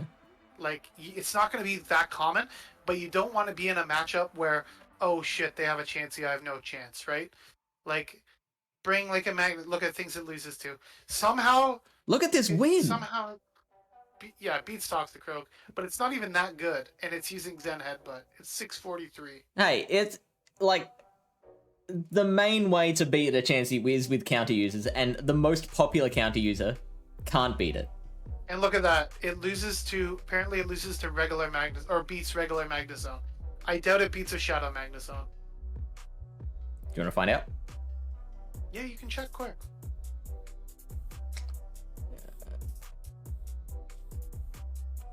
Superpower Close Combat Pinsir. It would be fun. That could be interesting. Ooh. Yeah, I think Superpower is better because it's they're both debuffing, but Superpower is a little lower energy, and it's a little easier to get to. I definitely think Pinsir could be interesting. Yeah, it could be interesting. Wins in the one shield. There's not a lot of, and look at how many wild charges you get. Like 4 wild charges. You don't even need to worry about the debuff. You just keep going wild charge, wild charge, wild charge. Honestly, if they switch in a Chansey, I'll love that. Like I said, you build up to 100 on your lead Pokemon, then you swap in your answer, and you build up to 100 again. You're gonna struggle. Don't worry. I don't think you will. Help you. I think there's plenty of options for less common picks. Like, anyways, this is a bit long story short is don't run Chansey, but don't hate on the people that are running Chansey, and just beat them. And don't be toxic. That's what I will preach. Because there's nothing worse than someone that brings an eligible Pokemon to a cup and they get chastised or demeaned or diminished because of it. It's not their fault. Blame Silph. Okay, that's all I'm going to say. So, I'm mindful of the time. You did want to get to a... We have time. We have at least so I'm wondering if you minutes. want to just do a part 2? Because we didn't actually get through that many Pokemon in an hour and a bit. Well, I will say you are a little what they call slow. In what way? It's okay. Let's keep going. We can do at least a couple more Pokemon and at least hit the top 10, top 15. I still have at least 20 minutes or so to play with, and I still have to unveil my spice pick before we get to the end, too. So sure. I at least want to talk about the next up until Frostlass. We can squeeze this in. Let me just drop in one thing real quick to start us off. Beedrill and Shadow Beedrill. I think Shadow Beedrill is better. Yeah. It just hits harder. Yeah. Don't bring regular Beedrill, just bring Shadow Beedrill, so that eliminates one. Quickly, I'll just jump in on Heracross and say one thing. It's really good. Watch out for flying types, and you do lose to Toxicroak as well with Heracross, but it is very good in this cup as well. Close combat does a reasonable amount to a Tox. So, takes it into the yellow. Yeah, but reliably Toxicroak will win that. Yeah. But yes, I do like Heracross as a possible. Like, if let's say you're bringing a Vigoroth or an Obstagoon, and you want like a second counter user, something that can beat like opposing Vigoroths, let's say, or put in some work. Yes, you need to wait to TM it. That's unfortunate. But Beedrill is another one that's pretty common in Silph metas. Yeah, Beedrill is very common, and the good thing is, right now, Weedle is in Shadow rotation. Yeah. So, and right now, there's a balloon coming every hour. So make sure if you're on the toilet or something, just check your phone real quick. Grab that Shadow, and maybe it's not a good ranked one. Maybe you can just purify that quickly for that little purification medal. So you can do so much from the bathroom these days. Yep. It's wonderful. What a time we live in. Beedrill will do really well. Like, obviously it loses to Wormadam. It is that poison subtyping. Mm-hmm. And again, which is why I like Magnezone, because I think Beedrill will be quite popular. You cannot tank a Drill Run, even with a regular Magnezone, obviously. But you're double resisting poison jabs, you're resisting X-Scissor, and you're dealing out heavy neutral damage to them. Mm-hmm. It's very good. This Alolan Graveler matchup is interesting, because double super effective Drill Run. Yeah, which but will they KO. outpace you. Look at that, 139% damage. Yeah. So it's one of those things where it's like you can't really bait and get to the move. You kind of have to like land the move, because Volt Switch is just that much more generating energy than poison. Like, they're resisting the poison jabs, right? Yeah. Which is part of the allure of the Shadow Beedrill as well, is that you're doing that buffed up damage with the poison jabs. So against like a Toxicroak, even the resisted poison jabs are going to start adding up. Or against like a Vigoroth or a Heracross, like those poison jabs just chomp. Whereas when it's resisted, it's not great. 2 balloons in and out. If you haven't opened the game up in a while, you should get 1 balloon, like kind of right when you open it up. And then if you're close to the next hour, then another balloon will pop up. Because it's not every hour, it's on the hour, technically. And if you haven't opened the game, like let's say it's 9 p.m. for me, if I haven't opened the game in the last hour, when I open it now, I should get a balloon. So that's kind of how it works. Which is why if you wake up really early on a regular day, if you wake up before 6 a.m., you can get your midnight balloon and your 6 a.m. balloon. That's a tip for you morning risers. Thank you, Lyle. Not fish. Oh yeah, no. This is I probably still wouldn't be awake. Before 6 a.m. Before 6 a.m. Yeah. Does that time exist? It does. Yeah? There is time before 6 a.m.? This next Pokemon here is actually one of my favorite picks in this meta. Because we've already talked about how good electric types are. Mm. And the great thing about this thing is it has access to a fighting type move. Which it really helps in certain matchups. Like, according to this, it loses to like Brick Break, though. Golem. I know, but like if you're an Obstagoon, you still don't want to take a double super effective Brick Break. That's all I'm saying. It still really loses nice. to Obstagoon. Okay, I don't know what that's about, but they probably Obstagoon is a little bulkier. Chonkerchew? I don't think it's Chonkerchew, Mamaclimbs. It is Chonkerchew. You'll have to accept that. So, Brick Break is doing... Break. I'm not sure why you want a Wild Charge at that point. Doesn't Wild Charge probably do more damage than a Brick Break? Against Obstagoon? Nah, surely. Oh, fuck. It does. Wow. Bro, it's a Wild Charge. So could you not just, like, throw 1 extra Volt Switch and then Wild Charge it? Maybe fainting to a counter?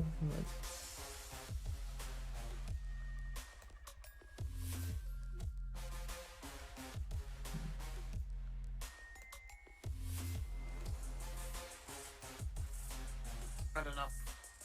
No, yeah, it does. I don't know. There you go, why Raichu that's wins. happening. Thanks. I just see. Even I'm smarter than Silph. You're smarter than That's all you need PV to know. Poke. Or PV Poke, sorry, that's what I meant. Okay, yeah. you got one thing wrong. There we go. It's not I've Silph. been using actually a lot of Kanto Raichu in the Kanto Cup the last week to try to work on it. Mm-hmm. And it's been going pretty well. Definitely Nidoqueens are rough. But I did get a Nidoqueen to shield the second Wild Charge last week, which I felt pretty good about. It was a Shadow.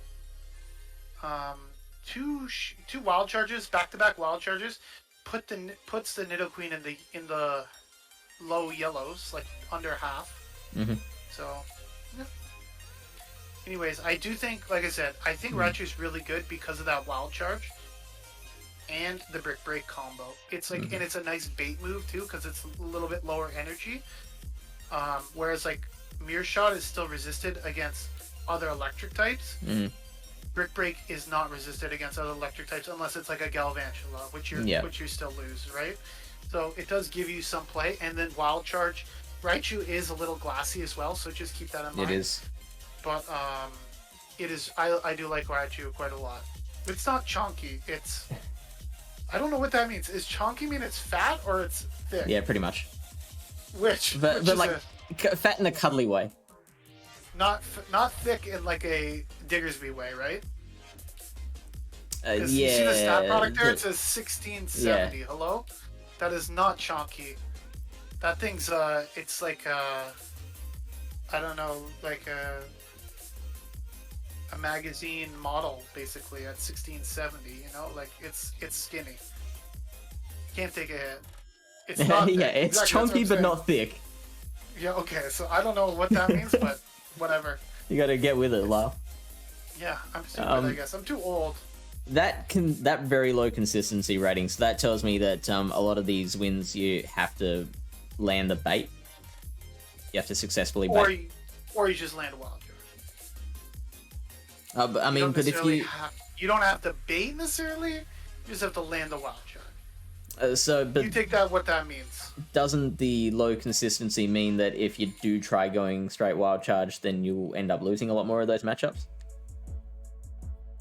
It takes a bit of practice. I will say it definitely, the consistency's, it's one thing, but it's technical, inconsistent, clumsy, less bulky, but it is spammy, flexible, dynamic, fast move pressure, and shield pressure.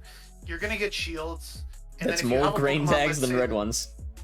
Like Lickitung, let's say, or Chansey, if you can get shields down, like, this is one pro tip to any of those Chansey players out there.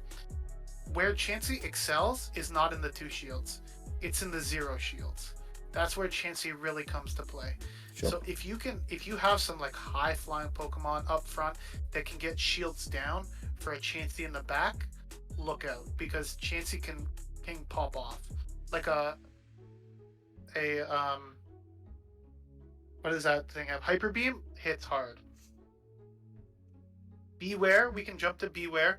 Yep. I have not seen many Beware. Honestly, I have not. I don't know, Fish. Have you seen many Beware? I have not. I think I've seen one on a team, and it wasn't used against me, so I haven't seen its capabilities. Obviously, fantastic cross-lash killer. Beats. So it's the only fighter that can consistently beat cross-lash. You can check the stat product on this. I do not think it's a little more bulky than Chonkachu. Raichu, but I don't think it's considered bulky. You're beating Vigoroth, but again, that's landing the superpowers. Do you just straight superpower against Vig? Probably, but if they decide to double shield, it might end badly for you. Yeah. Because they could probably just farm you down with the debuff at that point. You're losing the Beedrill. You have Stomp, right? So Stomp is like a worse. We've already went over this before. It's like a worse Body Slam. Yeah. I think it does the same damage roughly as Body Slam, but it's more energy. It's got the same stats as the Elemental Punches. Right. So it has some niche play, but I don't think it depends on your team comp. If you really need help against maybe like Frostlass and like Magnezone or something like that, I don't know. You could always run. You could always run a Litleo or a Pyroar, but I guess this does help against the normals as well. So it does have some niche coverage. I'm interested in how Beware does against Litleo. Because I'm gonna guess Litleo would win that with shields just because of the neutral versus double resisted fast moves. Yeah, but that's what again, I would guess. Superpower is Stab superpower is pretty good. It's a So lot the of fast moves. superpower does 91% damage. So that's with holy shit. Okay, so that's with baiting a stomp, landing superpower. What about with 2 shields? Are you able to make it through there, or no? They can just get the superpowers. You win all the even shields. That's with baiting. It's again, but still. Yeah, you're right. Let's turn baiting off. This is like the old body slam or superpower debate, right? What's Snorlax throwing? Is he body slamming or is he superpowering? They usually body slam the first time, right? They don't usually throw the superpower on the first one. So look at that difference if you try and throw straight superpower. Yeah, obviously it's not going to end well for you with debuffing yourself and you're dealing double resisted fast move damage. It's the same with a lot of Pokemon. Like if you want to try to get more consistency, maybe you can try to work around it. Like maybe some things that aren't as dependent on debuffing yourself. But again, you do see the coverage of wins. It does look like a nice core breaker if you need some very specific coverage for your team. But, well, I mean, really, what I can see, the only thing I can see that is the benefit of Beware as your fighter is the Frostlass win. Like, everything else it seems to do worse. Like, it's still losing to the bugs. It's losing to the other fighters. It's... Other than Vigoroth with shields. Yeah. I feel like a body slam, like in the Heracross matchup, a body slam would still do quite a bit of damage. Yeah, exactly. So that's Beware.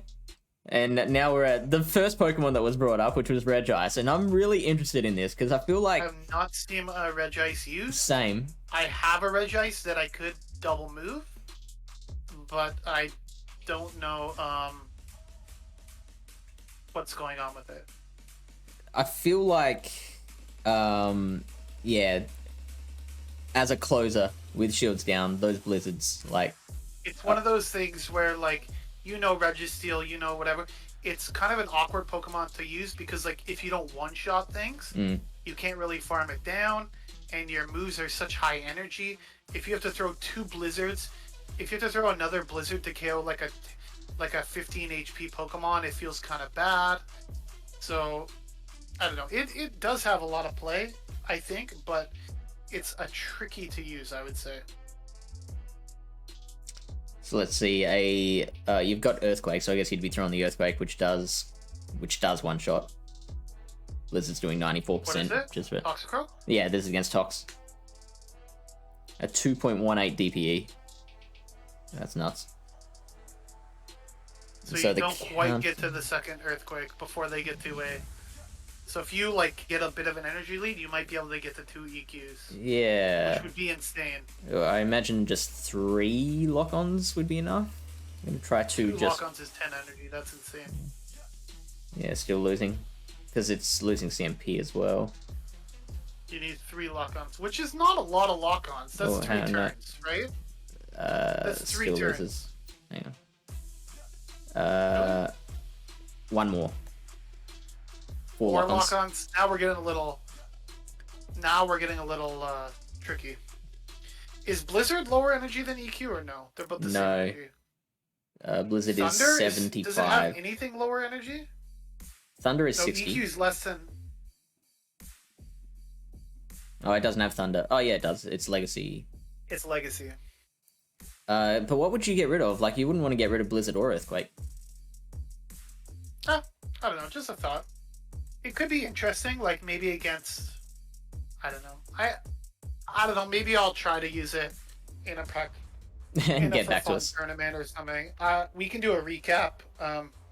Maybe we should start doing a recap too at the end of the month. Just like go over how our tournaments did. Yeah, we can do that. I can dunk all over fish.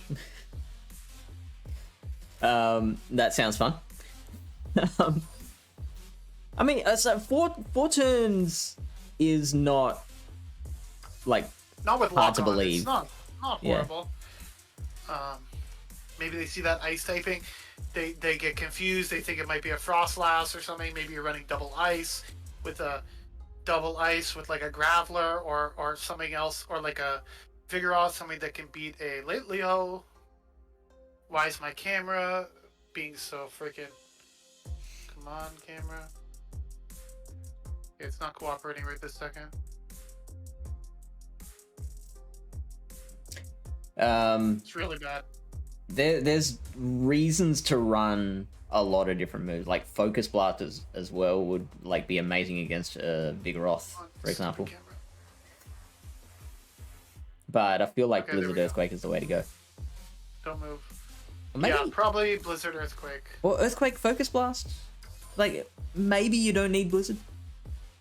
I know it's stab, but like high energy and like ice isn't really hitting anything. There's a lot of bug types that you might want to like a nice stab Blizzard. Yeah. One shot like a. We could go Thunder for them. Like a Galv. Yeah. Well, I mean, I guess Earthquake's neutral, but yeah. still like maybe Earthquake doesn't KO, but like a Blizzard does. I don't know. Let's check that one out. Earthquake probably KOs a Galv. Who am I joking? 70%. As opposed to Blizzard is 97. So okay, so Blizzard's good for the Galv. And then if you have Focus Blast, you have to throw 2 Earthquakes. Yeah. And then you're just mauling over wasting 65 energy. When you could have just done 10 more energy. Yeah. 2 lock-ons. Obstagoon. Now with... I saw a lot of people using Obstagoon initially, and a lot of people are quickly moving away from Obstagoon. Yeah. Just because of the Toxicroak, the Vigoroth, and all which the are types. the two most, like, layered. Look at it. So Tox and Vig, the two most common. Wormadam, obviously double resisting the confusions, but it's like Drapion where in the late game, yeah. But at least with Drapion, Bug Buzz is neutral. It's still super effective against Obstagoon, right?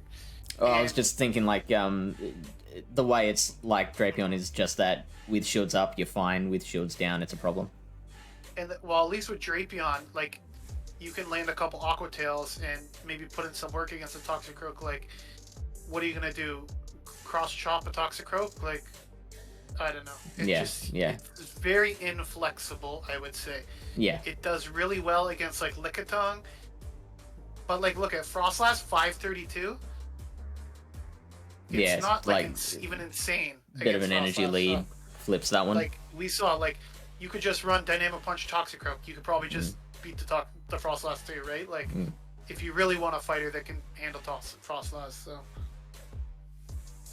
Are there any benefits to it? If we want to just represent both sides of things, if someone's like really like, Lickitung, I want to make this work. Graveler, being able to resist the confusions is big against the Wormadam. I wouldn't even say Toxicroak is Graveler. Sorry, I wouldn't even say Graveler is a point in its favor because like the other fighters beat it better. Yeah, I would say basically like maybe against like a Pidgeot, but then also Vigoroth's okay there too. Right. Basically just against ghost types is the only where like Frostlass not so much, but if maybe there are other ghost types eligible in this meta that people could be running. Also, it does really well against Drapion, which is another consideration because they can only throw Aqua Tails and you're quite bulky. Yeah. And you can handle those Aqua Tails much better than the other fighters. Yeah. So it does have some niche play for sure. But I still think you can get the job done with the other fighters and have a little bit more flexibility in bad matchups. Whereas if you get the Obstagoon lined up against a Toxicroak or a Heracross, it's just bad. Heracross, the other fighter. Heracross was one of those ones that if you're looking at a fighter that's weak to confusion, personally, I think Heracross is more versatile and better than Toxicroak. I agree. But it just depends. Like, it does lose to Toxicroak, and Toxicroak does do better in certain matchups because it does have that Mud Bomb, which is really nice.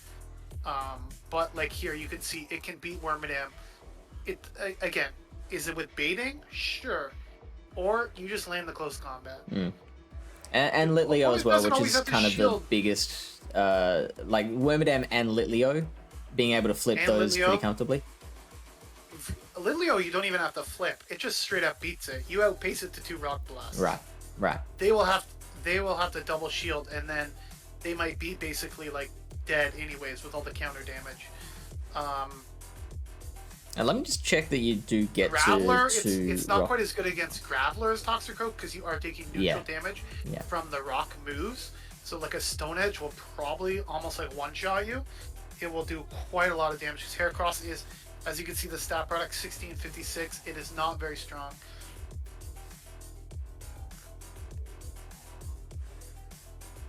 Simultaneous. That's interesting. So you don't get to the second Rock Blast from a standing start. We might have to readjust the IVs real quick. Is this an XL Litleo? Because most people are running full XL Litleos. 49. Okay. What about Heracross? That would be default IVs as well. 7 attack. Hello, come on. Yeah, that's weird. Only I would be running 7 attack on my Heracross because I only have 1 Heracross. I mean, why would it be running 7 attack? Like, what rank is that? Surely that's a rank 500. Like they it's all gotta are. be. But like, I don't know. 7 attack?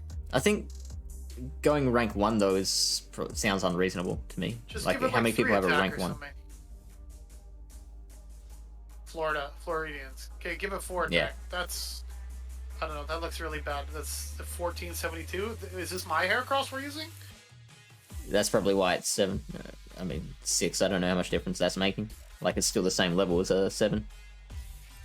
You want me to tell you the IVs of my Heracross? I would like nothing better. I believe this is a 12, 14, 14. That's bad. It's a lucky too. Okay, there you go. Yeah, so I tried. Actually, I don't think I tried 0. Oh, there we go. Against 18 with a 0 attack. Let's go. Let's go, 18. And no change. I don't know. Anyways, it's like, so basically if you have 1 counter, you get to 2. So you just need a little bit of energy. Lickitung. And we gotta wrap up quickly. We'll just end at Lickitung, and we can pick up next time at Frostlass because that's a good ending point. Lickitung is amazing at anything that's not a fighting type or a normal type. If it's not going up against another normal type or another fighting type or a fighting type, it puts in such neutral work. It's insane. It will beat a Beedrill. It can even beat a Toxicroak apparently. If it doesn't beat it, it will like get it low and it will put in a crap ton of work doing it, and you will not have to shield much. So that's why I like Lickitung. Yeah, like you can open it up and see its matchups.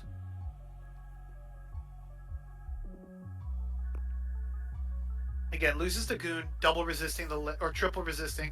Loses to Vigoroth, double resisting. It loses to regular Beedrill, beats Shadow Beedrill, so I guess that's one case for regular Beedrill, but I don't know if that's that big a deal. Loses to Litleo. Look at, they're double resisting your licks, but the battle rating is still 447. Still 447, yeah. That's insane. Yeah. Okay? Drapion it loses to, it beats Shadow Drapion. Even if they get the crunch debuff, if you have a high ranked one, if you time your moves correctly, you can just beat it. Because the thing is, you don't shield the first crunch ever anyways, right? So that's kind of telling me that it would be best to, like, if you want to run Chansey, then Lickitung's probably just better. Chansey does have the Zen Headbutt, which is like the only positive thing going for it. So, which helps you against Toxicroak, and that's it. Yeah, and Vigoroth. Other than that, I guess, yeah. Not much better. Like, look at Lickitung beats Magnezone. Probably doesn't beat Shadow Magnezone, but again, like, it beats Gal. It beats Agrav. Even if you don't win these matchups, let's say it's not optimal PvPoke matchups, you're still going to put in a lot of work and you're going to hold your own, and it's very flexible. That's what I like about it. So, it's just a nice generalist in this cup with that bulk. Okay. And since we're going to get starting soon, the practice tournament, I apologize, everyone, that I am running, I double booked myself because I can't say no. And I apologize. And I will just leave you all with my spice pick. And can you just go to the top and type in the letter G for me? We have Graveler. We have Galvantch. R. Grimer? With Grimer. Poison Jab Mud Bomb? The Kanto one? This is my spice pick. Yes, Kanto Grimer. Poison Jab Mud Bomb. In fact, is the Alolan one even... Oh yeah, it is there, but... It is, but it's not as good because it has access to Mud Bomb. Grimer will beat all fighting types except Toxicroak, and it barely loses to Toxicroak. It loses to... So, if you want to add a poison type on your team and you're a little afraid of that Toxicroak matchup, consider adding an XL Kanto Grimer. That was one I looked at. I only think I didn't do it just because I've got like 16 XLs. But yeah, I was looking at that was rank 37 for Great League, and obviously it says the Shadow is slightly better, which I don't dispute. But I had the Lucky, and I kind of like Grimer. It's not exactly a thick Pokemon, but the Mud Bomb is like really good coverage. Like against, let's say, there's a lot of electric types in this cup, right? You can deal super effective damage to the electrics. There's a lot of fighters, you can beat them as well.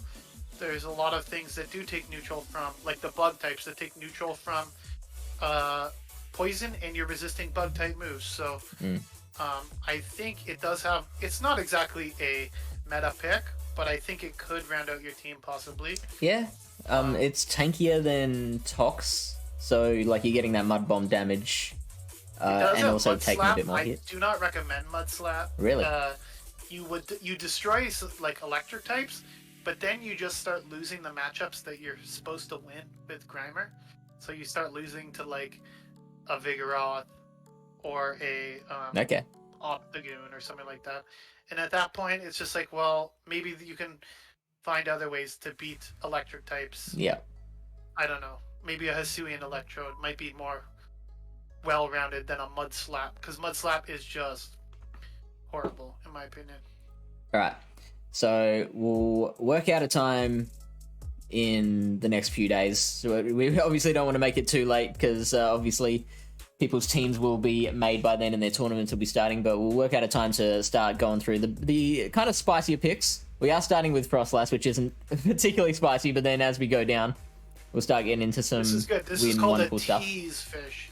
It's called a tease. Thank you. We leave them on the edge of the seat. They can't wait to find out how good Lantern and Galvantula is. Anyways, let's jump right back in here. Where did we end off? We ended off at Frostlass. We were at Frostlass, is the next right? one we have to do, yeah.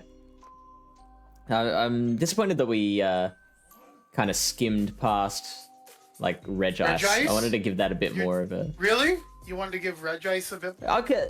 It's just something that I feel like nobody's going to look twice at, but could have better play. I just like it. You know Pied Piper? He was using Regice in the practice tournament. Yeah. Did not go well for him. But he did also have a Dweeble, so... Oh, wow. What was the cause of him doing poorly? We don't know. Yeah, it's like Schrodinger's Pokemon. Mm-hmm. Exactly. It's not really a good application of that reference. So a couple of things I would say is that some of the key wins are a little sus. For Frost. Like Venusaur is a key win. Hello? So what does it define a key win? I guess meta wins, but I don't think Venusaur is meta. Yeah, that's fair. Yeah. Pidgeot, there's not very many Pidgeots running around, in my opinion. Being able to beat Toxicroak and Vigoroth is nice, and you do beat Obstagoon in the 2 shields, I believe, which is pretty nice. And in other situations with an energy lead as well, which yeah, you just need to land a couple avalanches, right? Yeah, exactly. And how many powder snows? So let's. The thing is, though, is that you only single resist counter, right? So remember we were doing the Sims like a dynamic punch. Toxicroak could give you some trouble as well. Yes, true. In Because if fact, you're not expecting it, most of the time you're like, it's just a mud bomb, right? Like, yeah. you can easily tank a mud bomb, and then they dynamic punch you, and then you go, oh shit, and then next thing you know, the Toxicroak is shielding the avalanche, and you're like, I'm gonna get farmed down, F my life. So an avalanche does 49%, which is actually a little bit more. Like you can only tank one. Then I thought you could tank like a second avalanche. No, but you can tank one. Yeah, but you do outpace it, right? As the goon.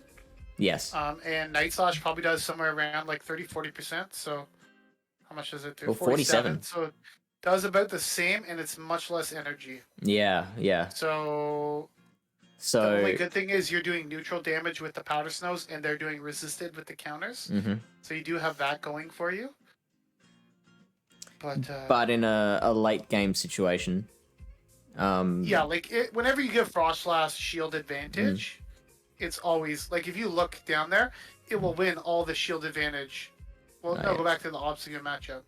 I'm saying it will win all the shield advantage scenarios, basically, right? Like 1-0s and the 2-2, 2-1s, and the 2-2 barely wins it. Barely, but you give it a little bit of an energy lead and shield advantage, it's almost good night. Unless you're running, even like Wormadam, is a little scary because they land a Shadow Ball, and then all of a sudden you get a little scared of that next Shadow Ball coming through, right? So yeah. How much does the Shadow Ball do to a Wormadam? The main issue with Frostlass is Litleo. Yeah, which is resisting both the Avalanche and the Shadow Ball. It's like a hard wall, right? Hard wall. So, and I have seen quite a few Litleo. Graveler as well is a bit of a problem. Yeah, Graveler's a problem, but again, you can still hit it with neutral damage, and you only have to be worried about the charge moves. Whereas with Litleo, like, you can't hit it at all, and everything they throw at you is super effective. Yeah. So, in fact, you could probably, let me check this out. Could you, like, one shield or maybe even no shield farm down? You can probably no shield farm down and still come out of that with a bit of health.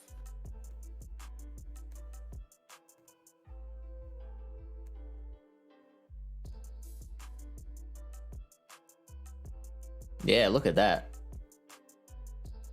Also, look at how wonderfully slow that's going. Oh, good luck, Lilybear. That's what. Hope I put my first team in. Not going back now. Lilybear, can we please talk about your team? Did you please change one of your Pokemon so that you're not so weak to Wormadam? I was trying to reason with her in the chat. She said she didn't want to change Beware. Yeah. You do realize you have 3 fighting types on your team, okay? And a Alolan Ninetales. How are you going to beat a Wormadam? Please tell me. I am always supportive of people who want to do things that the majority aren't doing. So if you want to make Beware work, I don't mind if you run non-meta, but don't go psycho on me, okay? We don't want to hear problems. We want to hear solutions. Okay, Hera for Worm and A-Tails for Regice, I completely think that will definitely help you a lot more. You're still a little weak to Fire, but you know what? Definitely will help you a lot because now you at least have something to hit back against. Because like you have the mirror match and everything, and then Regice is intriguing, but again, I haven't used it yet. Maybe I'll try an all ice team.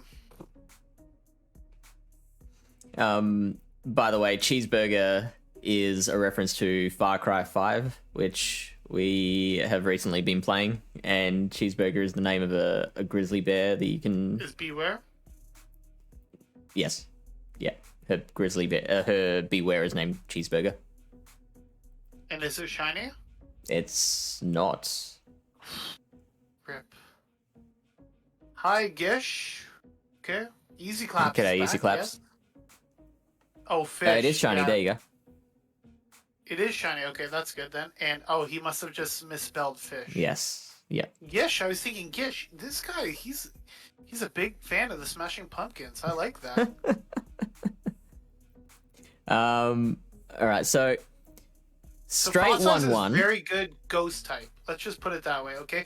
As a ghost type with a non-ghost fast move and access to the Avalanche and Shadow Ball, it's incredibly like neutral and good in it can hang in there in a lot of matchups, right?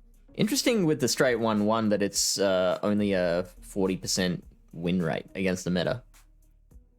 Mm-hmm. But then if we go 1-0, oh yeah, no, look at that. Yeah. One loss, and it's against Litleo. Frostlass. So that's insane. I'm telling you, shield advantage Frostlass is absolutely like super scary. What about the 2-1? Probably not quite as well, but second loss. So Litleo Victory Bell. and Victory Bell. For all those people running Shadow Victory Bell in this cup. Haven't seen many Shadow Vics yet. No. That's right. I need to bring up the usage stats.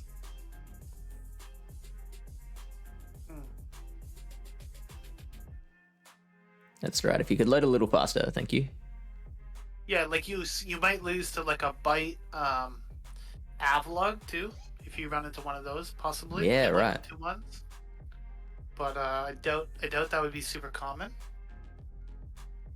Toxicroak's still the king of the crop. Wormadam is still up there. Frostlass is still third. I think Vig and Tox have been flipping back and forth. Yeah, personally, I prefer Vigoroth just because of the. I think it's like you lose to Toxicroak, right? But you do better in like other matchups. Like Vigoroth does better against Frostlass, I think, right? Does it?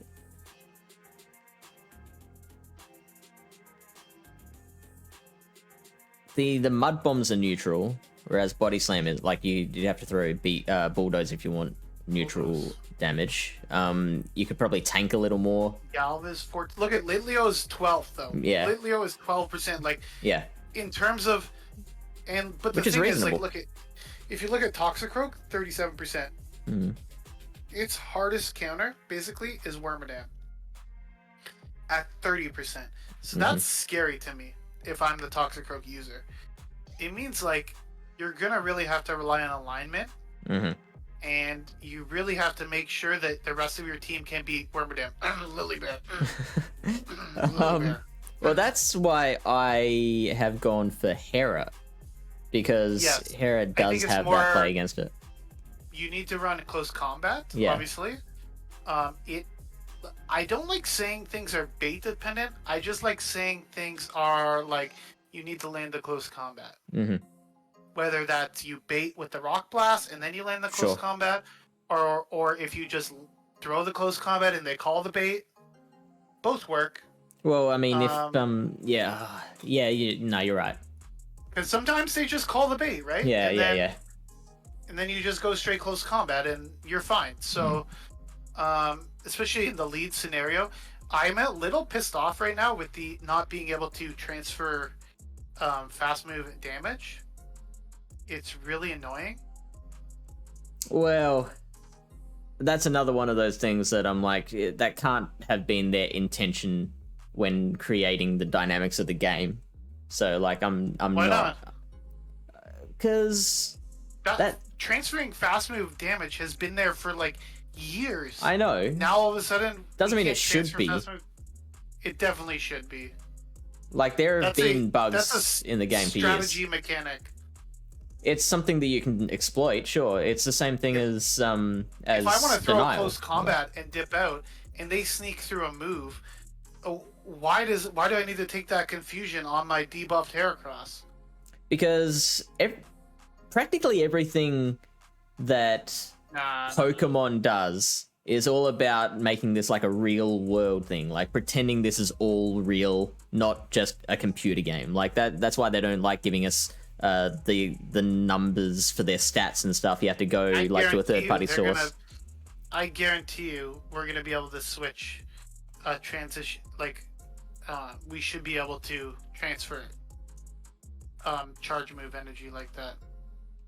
I disagree. I think it's. Well, I mean, I don't know whether they will keep that or not. It makes for a much but better, I don't think it's much flexible, much more dynamic game. I'm all in favor of anything that increases the strategic depth of the game, but I don't think that is. I don't think that's a necessary. I think we can find other things that aren't like world breaking.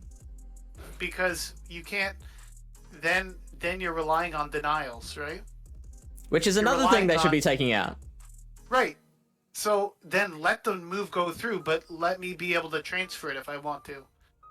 Like, don't force me to try to get a denial just so I don't have to take a confusion on a close combated Heracross. Or just introduce status effects or something. Like, why do you have to rely on bugs? That's not a bug. That's a mechanic of the game, being able to switch out.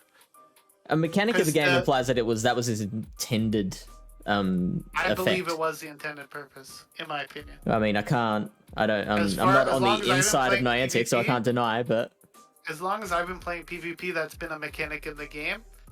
And, like I said, I'm completely on board with equal playing field when it comes to sneaking and denying and all that shit. But when it comes to just being able to do simple stuff like transfer energy or things like that, like, that just... It's not that complicated. It just adds like a little bit extra depth to the gameplay, right? Which I think I agree. Extra you can add like that will just allow skill to rise to the top as opposed to RPS, which is the thing that I don't want RPS to take over. Hera is a bug, but it's also a. I guess we got to remove her from the game. So. Forretress only 5%. Have we done Forretress yet? Yeah, we have.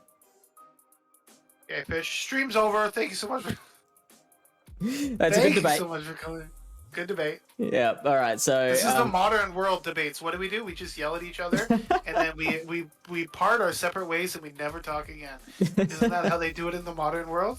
I always laugh about how like the difference between like men and women fighting, where like Lily Bear's often had like exclamations like "what? How?" Like when men will literally be punching each other, and then after the fight they just like help each other up, and it's like arm around the shoulder, right? Let's go get a beer. Yes, it's like the difference between, I like to say, firecrackers and like molten lava. You know, one cools a lot slower. Right. Okay. Yeah. I didn't know where you were going with that, but yeah, no, that was a good analogy. So Electivire. One thing quick, I will say to Lily, but I don't think we should stereotype men's arguments as being dumb.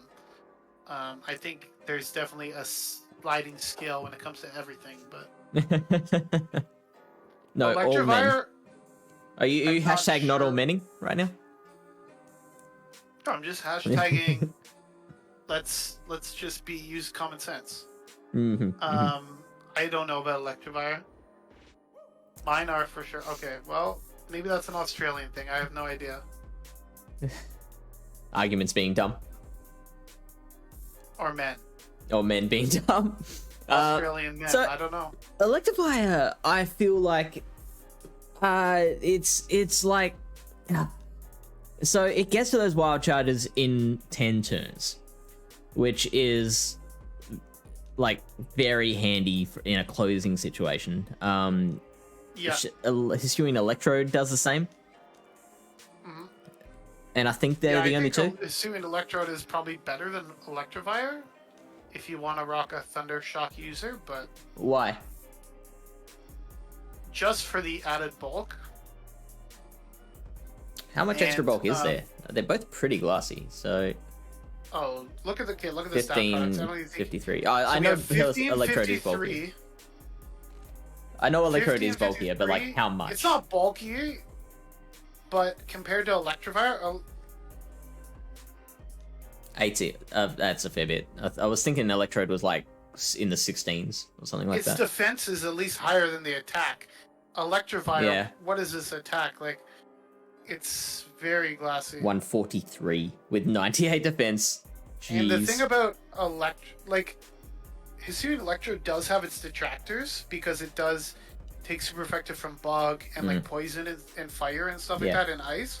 But it also does really well against the other electric types. And I was using it in a battle earlier today, and I was going up against a Lux Ray, and I was like, okay, Wild Charge, no big deal. And then they came in with a Raichu later. I'm just like, I'm gonna catch the Wild Charge on the Hisuian Electro. Yeah. I literally took like 2 Wild Charges on that thing, and still had enough health to get to another Wild Charge. I threw. With that Pokemon in that battle, I threw 3 Wild Charges and an Energy Ball. Okay, so we will get to Electrode. No, I'm just saying, if you're comparing Thunder Shocks and Wild Charge users, But I don't know. I just personally don't like Electivire because the meta is glassy enough as it is. I would like something with a little more flexibility and a little more versatility, whereas Electivire is more one-dimensional as like strictly a closer almost. That is a very interesting point, Angry Bunny Man, and I am like, that is a conversation that I will be happy to explore a little more off stream. We've already like been derailed enough. So the Electivire has the flamethrower, which is an interesting weapon with fire damage being pretty potent. The problem is it does take a little bit too long. Right? It's 55. So what is that? That's 7 Thundershocks to get there for the first one anyway. And the thing is, like, with Electivire, like 99% of the time, they're gonna shield if they have shields, right? Yeah. So, but it can be a good shield burner. Like, you can set up a shield advantage situation. Thunder Shocks and then throw an Ice Punch. They'll probably shield anyways. So yeah, right. So you're saying fake the flamethrower against like a Wormadam? Ice Punch is nice, like against other electric types, right? Like, yeah. You can at least hit back, or like against Hisuian Electrode, and Ice Punch probably does like a crap ton of damage. What else is Ice Punch good against? Yeah. Ice Punch is decent for baiting as well. Like, do you get to it's less energy? Yeah, I'm just trying to think if you get to the Wild Charge again sooner. What is it? 40 and 50, 40 45? And 45? Yeah, so I think it still actually takes the same amount of Thunder. Still takes 5 Thundershocks to get to the Wild Charge after you bait. I think it's 5 to the first, but if you bait, it might be less. If you're trying to go Ice Punch Wild Charge, then I think it's still 10. Because, okay, so you build to 45, that's 5. And then you throw the Ice Punch, so you've got 5 residual. And so then it's 14, 23, 32, 41, and then 50. So you get to the second Ice Punch sooner, but you don't get to the Wild Charge any sooner. Not to the Wild Charge. Okay. Good to know. Yeah. So that's Electivire. And of course you go on Shadow. You can run it. Not a fan, personally. I don't have much to say on it because I haven't seen it. I haven't considered it. I'm not considering it. Yeah. Listen, I'm running a team right now. I'm testing out with 6 electric Pokemon. Okay, I'm not using Shadow Electivire. I always like to like, rather than I wouldn't use this, I'd be like, if you were going to use it, how could you make it work? You need a Chansey on your team, maybe. So you can save the shields. That's a good idea. I don't mind that. Just like double shield your Electivire. Yeah. And get electric. Okay, to be fair, Chansey is good with shields down, and there's no better Pokemon to get shields than Shadow Electivire. So There you Maybe go. if you wanted to do that, I would probably not enjoy playing it, but you know, That's the it is spirit. what it is. Winning's all that matters, Lyle. Sure. All right. Snorlax. We'll go like Shadow or regular. I believe Shadow is usually preferred, right? I think, isn't Snorlax generally one of those ones where like it's not too much of a difference? Like you could run either. Oh, hello. Litleo losing to Regice. Let's Probably just we're gets gonna get sidetracked there. It's because you get to the move so quick and you're so tanky. You can probably shield once and get to 2 EQs. Yeah. And before they get to 2 moves, and before they can farm you down. So, Was it Thunder or EQ that they recommend in this meta? I thought it was EQ Blizzard. Yeah. They were recommending. Surely. It's Earthquake Blizzard, yeah. Yeah. That's okay, Lilybear. This is a sidetrack that's actually what the stream's about, so we don't mind getting into this one. It's because Ember charges so slow and Regice is so tanky. I don't think Ember's that slow. Isn't it the same as like Dragon Breath? It's a standard. It's an average, I think. Like 3 energy. It's a 2-turn move, right? It is. I think it's 3 energy per turn. I think it's 2.5. Let's see.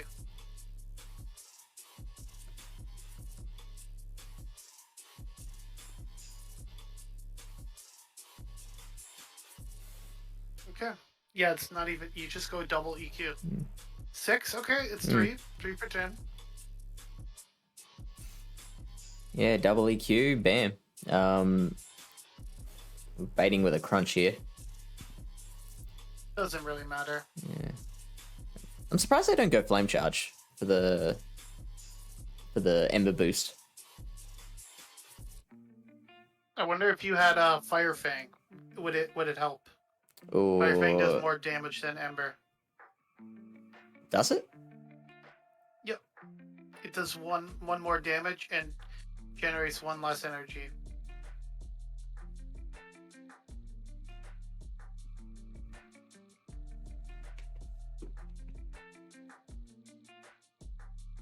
Regice still wins. It's a little closer. It is flame charging with that one. Interesting. So you get a little closer with the Fire Fang, but not substantially. With the Ember. But are you going to choose to run Fire Fang on your Litleo? I saw one person at least running Fire Fang. Like I said, it's not that much different. It's just 1 per 2 turns. It's 1 less energy and 1 more damage. So it's not that big a difference, right? Like. So it's 3.5 and 3 for Ember, You're and just 4. Exchanging, right? Yeah, It's similar. It's like equivalent. yeah. It just depends if you want to deal more fast move damage, or you want to generate more energy. Yeah. All right, fair enough. Whereas, in my opinion, Fire Spin is just better because you're generating more energy. Yep. Okay, so what's the next one down? Oh yeah, we back to Snorlax. So Dino really was talking to me about it, and he was really liking Shadow Snorlax. Yeah. But I did hear a lot of people say that they didn't like Shadow Snorlax.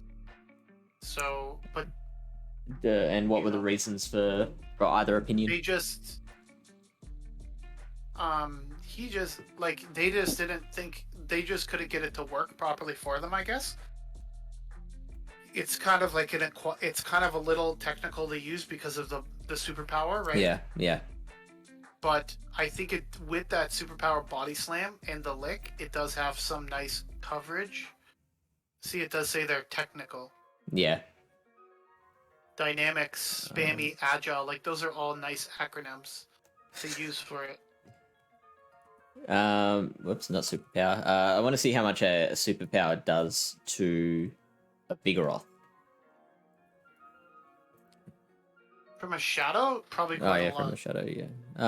Because that's basically what you want to do is like the things that typically lose, you want to be able to obviously work out how to flip that. So a superpower is doing 71% damage. If you The licks use are a not doing much. yeah, the licks are doing probably one.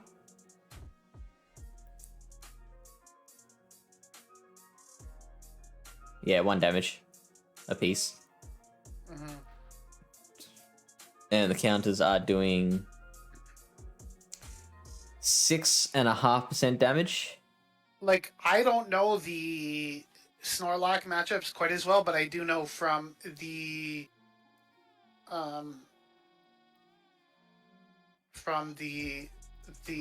viewpoint of a Lickitung, because I have been using that quite a bit.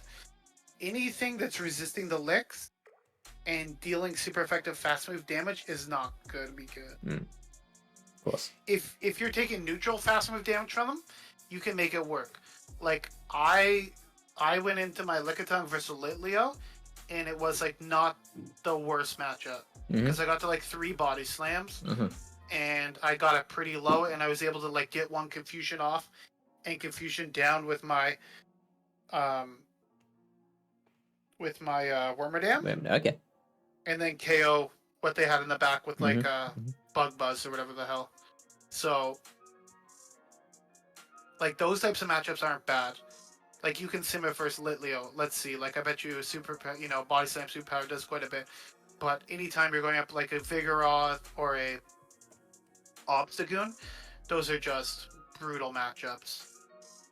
76, isn't that about the same as Vigoroth? Yeah, but they're not dealing super effective damage at you, so it's going to be a much more manageable matchup, right? I'm surprised though, because like I thought Vigoroth was tankier than Litleo. Litleo and Vigoroth are probably pretty similar stat products. They are fairly similar, yeah.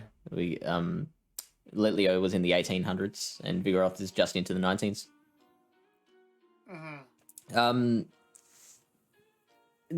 Just kind of a generalist. Would you put it in that category? Yeah, like I would put it as like a poor man's kind of Lickitung, where you can do well against some of those things that you just don't really have. Just ignore it.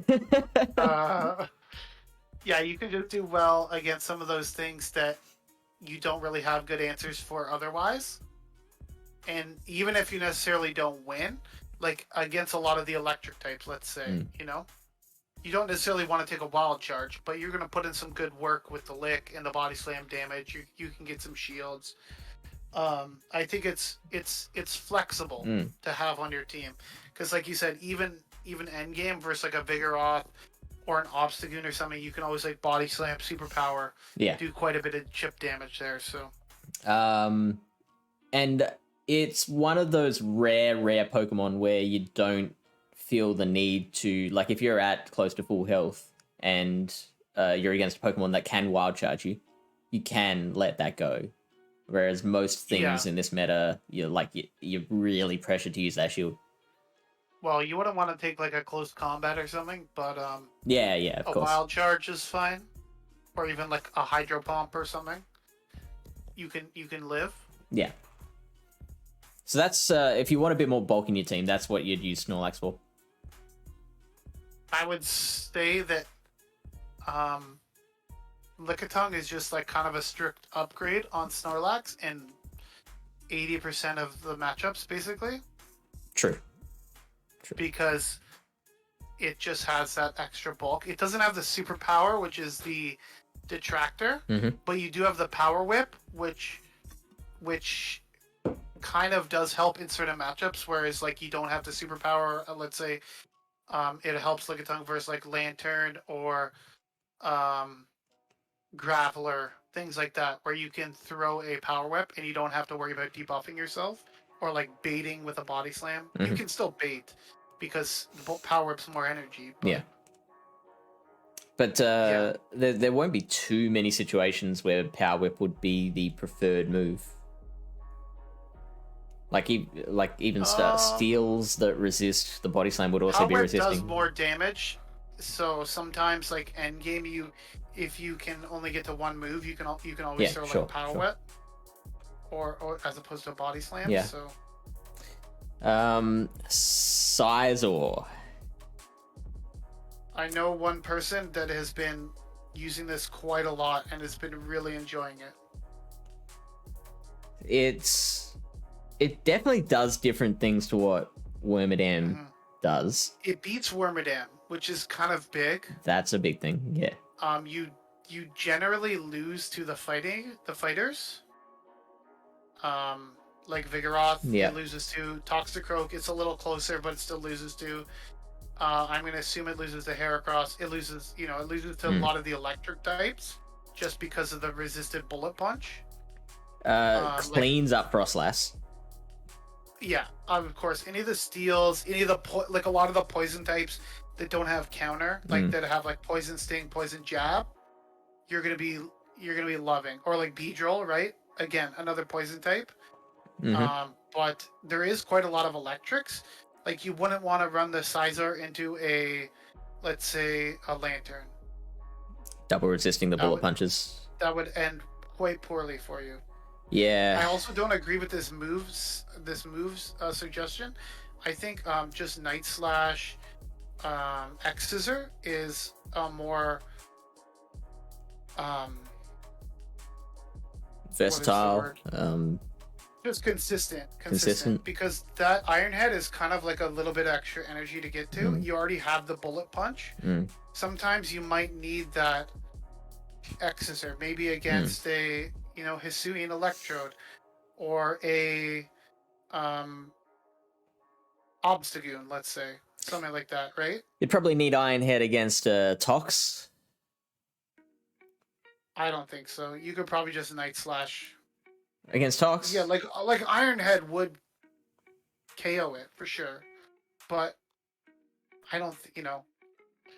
It's situational. I still think it's where you want the Shadow Scizor is with shields. Of course. So if you get that boost, you're looking pretty good.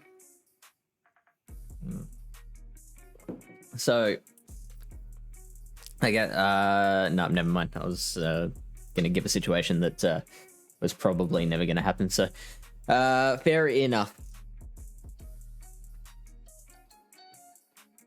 Lantern. Very strong Pokemon. Great Frostlass counter.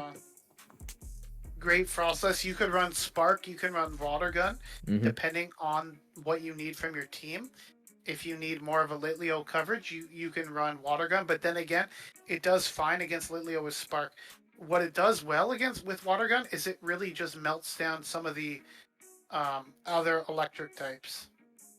And Graveler and Golem as well is much more fun matchup for the Lantern if it's got Water Gun. Yeah, so like Water Gun Lantern does pretty darn good against Shadow Magnezone. Right, yeah. Because you're only taking neutral, they can wild charge you, which you can live, and then you're doing a lot of damage with those Water Guns.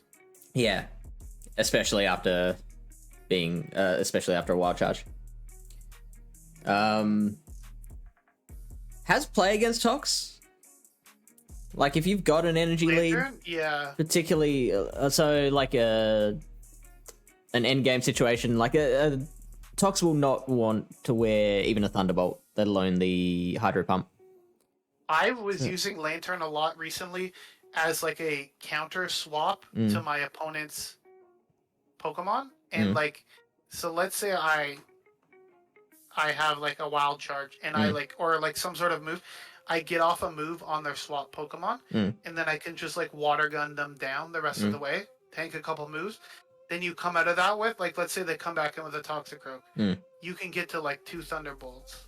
Yeah, that crazy. Really threatens the Toxicroak, right? So that's where I think Lantern is at its best, and which is why Spark is good in some aspects because its energy generation is a little slow with Water Gun, but the Water Gun does give you the ability to farm things, whereas Spark doesn't quite give you that ability, and it feels kind of bad to throw a Thunderbolt at like a 15 HP Drapion just because you know they're gonna get to another like crunch or something like that, right?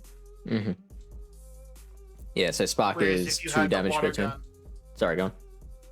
so they're saying that what's that new move? Rollout might be a Spark clone. Yeah. Possibly. Which It's definitely would be very neutral because it's one of the bulkier Pokemons in this meta. Mm-hmm.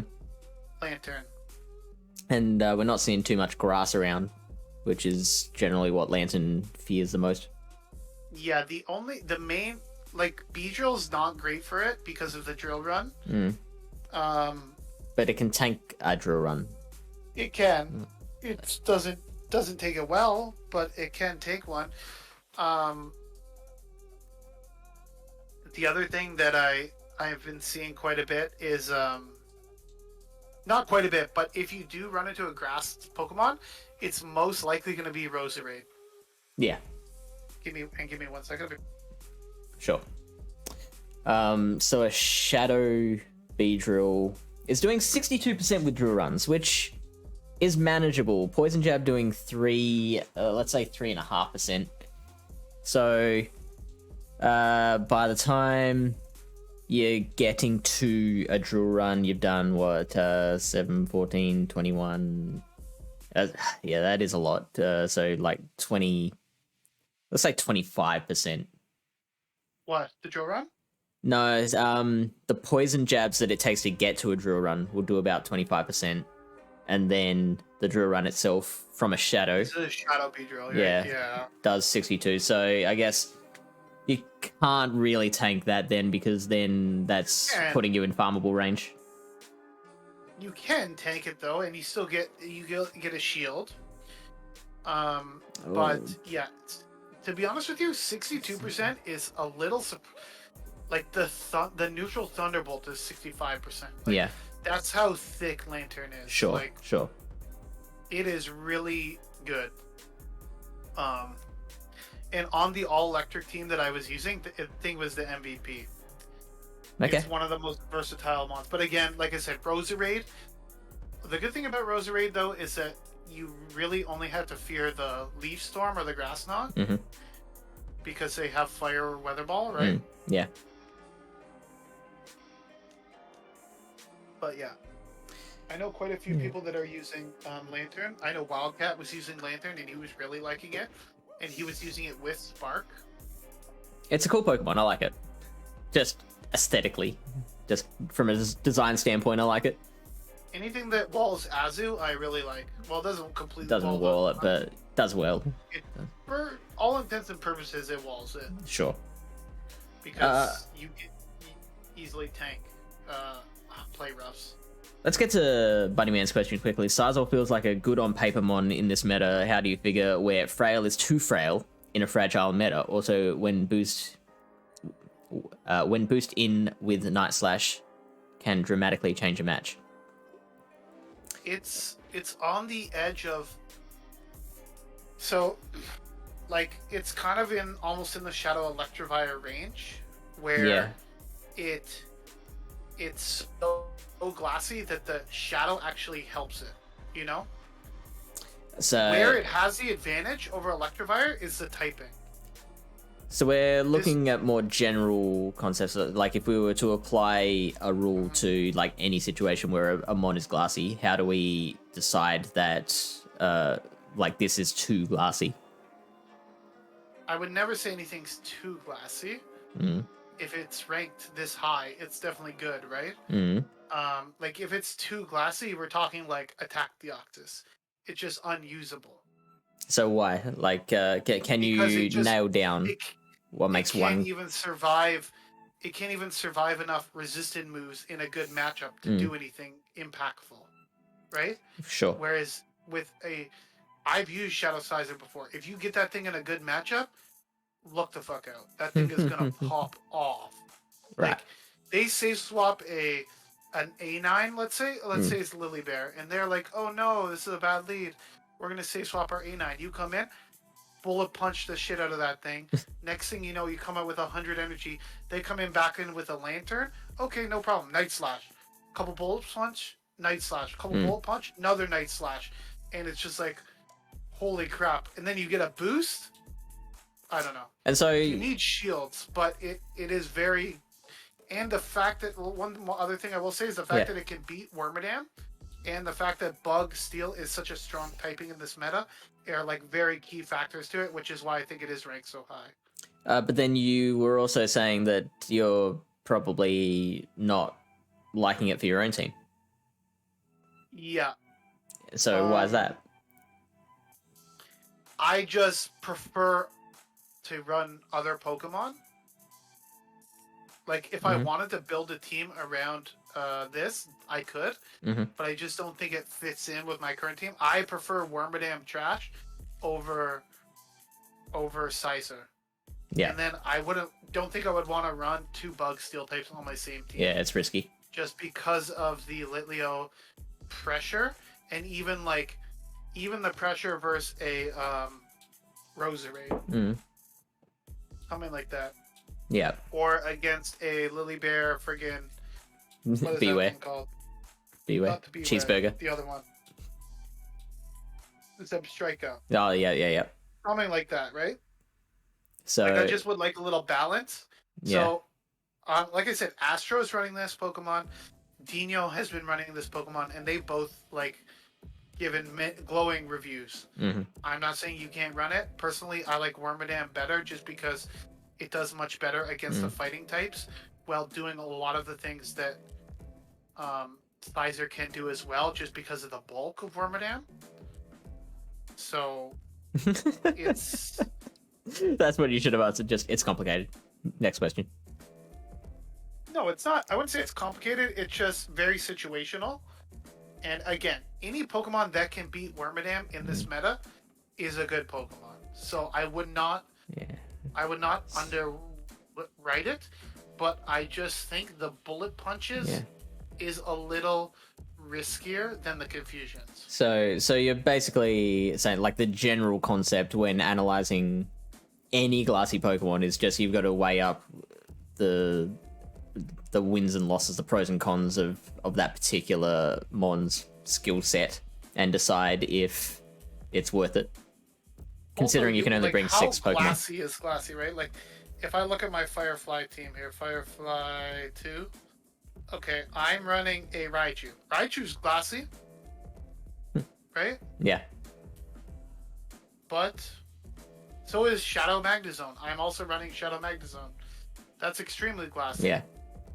But it has a play in my team, whereas Sizer doesn't quite fit that role that I need. So instead of running Sizer, I'm running Shadow Magnezone.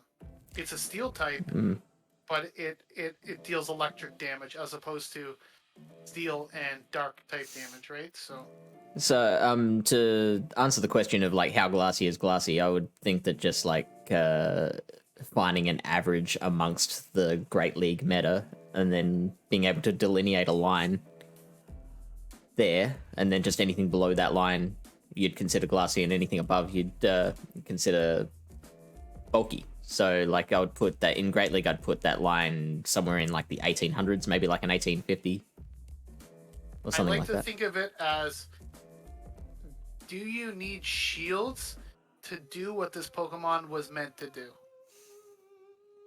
So that can be a little bit... Let's say Lantern. This Pokemon is meant to take out, let's say, Litleo. Yeah. Do you need shields? No. It's not glassy. Well... Sizer is meant to take out, let's say, a Wormadam. Do you need shields? Probably. I would consider that... I think by I don't know. By that standard, like, Regigigas is glassy. Because, like, it only has, like, 700 energy moves, and you're not going to be able to really do what you want it to do. I wouldn't say it's glassy, I would just say it's clunky. Sure. Sizer's No, that's not fine, clunky. Bunny Man. It's got very low energy charge moves, right? And Bullet Punch is like a decent move. It's not counter, but it's good. So, is there anything we haven't said about Litleo yet? No, I think Litleo is one of those Pokemon that I'm not going to use. Number one, I don't have one. And number two, it's, again, I try to build my team around more flexible type Pokemon. And Litleo is kind of an RPS style Pokemon. Right? So it's either hard countered or hard countered or does the hard countering. Kind of relying on alignment. Whereas earlier we were talking about Heracross, how even in certain matchups like against Wormadam, it can flip that matchup, right? Or even against a flying type, you have Rock Blast. So it's a little more versatile. Whereas Litleo, if you go up against like a Vigoroth or a Water Gun Lantern or an Obstagoon or something like that, you're just done. Thank you for the follow, Theseus1. Hopefully I pronounced that right. What's up? I kind of agree. I guess it's just the thing. The allure of this Pokemon is that it's like the best and only fire Pokemon really in the meta. That and Pyro. If you don't have the access for a just Litleo. a strict downgrade, right? In terms of obviously accessibility wise, Pyro is better, easier to get, but Litleo obviously the better just Pokemon. A strict upgrade. Ember is probably better than Fire Fang. Yeah, it is. I think. Yeah. And Crunch is better than Dark Pulse. So. The thing that I'm hesitating on is like fire damage is also quite neutral against everything else, so that gives extra points to Litleo. It's very targeted. There's not a lot of water though. But like again, there is the Gravelers. There's a lot of counter users in this meta. There is quite a bit of Lantern, but there is, again, like we're seeing in the top rankings, there's a lot of Frostlass. There's a lot of Galvantula. There's a lot of Beedrill. There's a lot of Wormadam. So there's a decent amount of Magnezone. Yeah, that is pretty funny. But you see the matchup there with regular Magnezone, 506 battle rating. Yeah, so I mean, it's very interesting. That tells me regular Magnezone. That tells me the Magnezone's getting through a wild charge. Yeah. Yeah, it can't get it that low without a wild charge, which is really interesting that it can tank a wild charge from a non-shadow. Obviously, a shadow probably is not going to get to the bait and a wild charge. Yeah. So 70% for 100 energy, even 100 damage, even. That's good for the OCD. Shadow is doing 84% damage. Which is why I prefer the shadow just endgame wise. Yeah. I ran Fire Fang on Litleo in practice. It's far worse. The number of battles I lost in one of a charge move was high enough. I switched back to Ember. Okay, that's a good point, Angry Blooded Man. You know, those they do add up. So Fire Fang obviously being the high damage move, your intention with that would be to forego shields. Like you're relying on fast move pressure for that. And at that point, you would just want like some. If you could get it, like you would want a shadow. Pyro. Like a Houndoom. But they don't have it, it's not eligible. Sure. You know what I'm saying? Like if you're gonna be dealing more fast move damage, you want to maximize it as much as possible. Like we're talking like Razor Leaf or Charm and stuff like that, right? Where you go Gardevoir or Victory Bell because you're just going all out on the attack. Oh, I mean, fire damage does so much more in this meta than grass does. So I wouldn't say if you want fast move pressure, just go with a Razor Leaper. No, I'm saying the difference between Ember and Fire Fang. Sure. Yeah, okay. If you are running Fire Fang, it's preferred to be run on some sort of shadow Pokemon. Yeah, where you can dish out, where you can ramp up the Fire Fangs more, as opposed getting to more bang for your buck. You want to, you might want to charge up a bit. Yeah. And I think Ember is still above average damage, wasn't it? Probably. Yeah. Yes, So you'd call damage. three an average. Okay. Yeah, Ember is like pretty balanced. I think they Ember's bumped good. it a while ago, right? Did they bump the damage or the energy? No, I was gonna say Ember's a clone of Dragon Tail, but with 2 turns. But no, Dragon Tail's 3.33 damage per turn, I think, whereas Ember's 3.5. They're both Does 3 Dragon Tail energy per generate more turn. energy? No, Oh, really? yeah. Dragon Tail just seems like such a better move than Ember, though. I Maybe don't Dragon think it is is. just a better typing. Maybe that's it. So, oh wait, 4.33, not 3.33. Yeah, There we go. Dragon Tail is busted. Yeah. Don't even. That's why you can't even mess with my boy Dragalge. Oh man, they banned Dragalge from this meta. Oh god, it would have been so busted. Holy smokes. Because Dragalge doesn't even do that bad against Frostlass. Like I'm telling Really? you right now. Far out. Yeah, those Dragon Tails, man. They do a lot. It gets to Aquatail at the same time as last does Avalanche, right? 12 turns each. It's 4 Dragon Tails to a Yeah. Aquatail. Yeah, which is 12 turns. Yeah. Crustle. Obviously, I only saw a couple. it's got something going on. It beats the bugs. It beats Wormadam. And less. You obviously don't want to take a Iron Head from a Wormadam, Right. but Or a Sizor. it beats Obstagoon pretty narrowly. But then you start getting walled by like a Toxicroak. You get pretty hard walled. Yeah. And Magnezone. They're the You two lose biggest to ones. Lickitung, and that's probably with them throwing body slams. Vigoroth's close. Mm-hmm. It's a little inflexible, but it definitely has some good matchups. I haven't seen it used too often, but I definitely would consider it depending what you need for coverage on your team. So how do you define flexibility in a Pokemon? I define it as being able to hit the meta neutrally, Okay. So even in a bad matchup. So whereas like Toxicroak will just like completely hard wall you, right? Like you can throw a Rock Slide, sure, but it's all resisted. Or like Magnezone, it will just wall you completely. Whereas like a Pokemon like, let's say, I don't know, what are some of the top Pokemon that we had ranked there? I feel like Litleo has pretty like playable matchups against it. Maybe not. Yeah.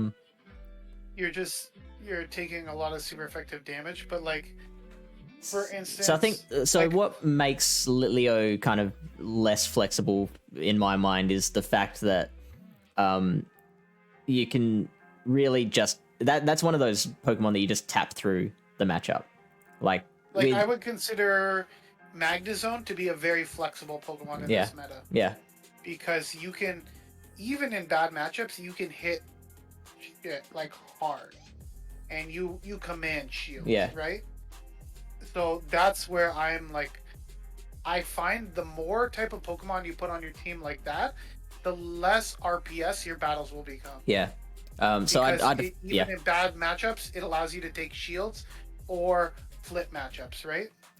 Yeah. So I would define flexibility kind of along those same lines, where it's the ability to flip your losses by playing it a certain way gives a Pokemon flexibility. So Right. And it's not always even just flipping the losses.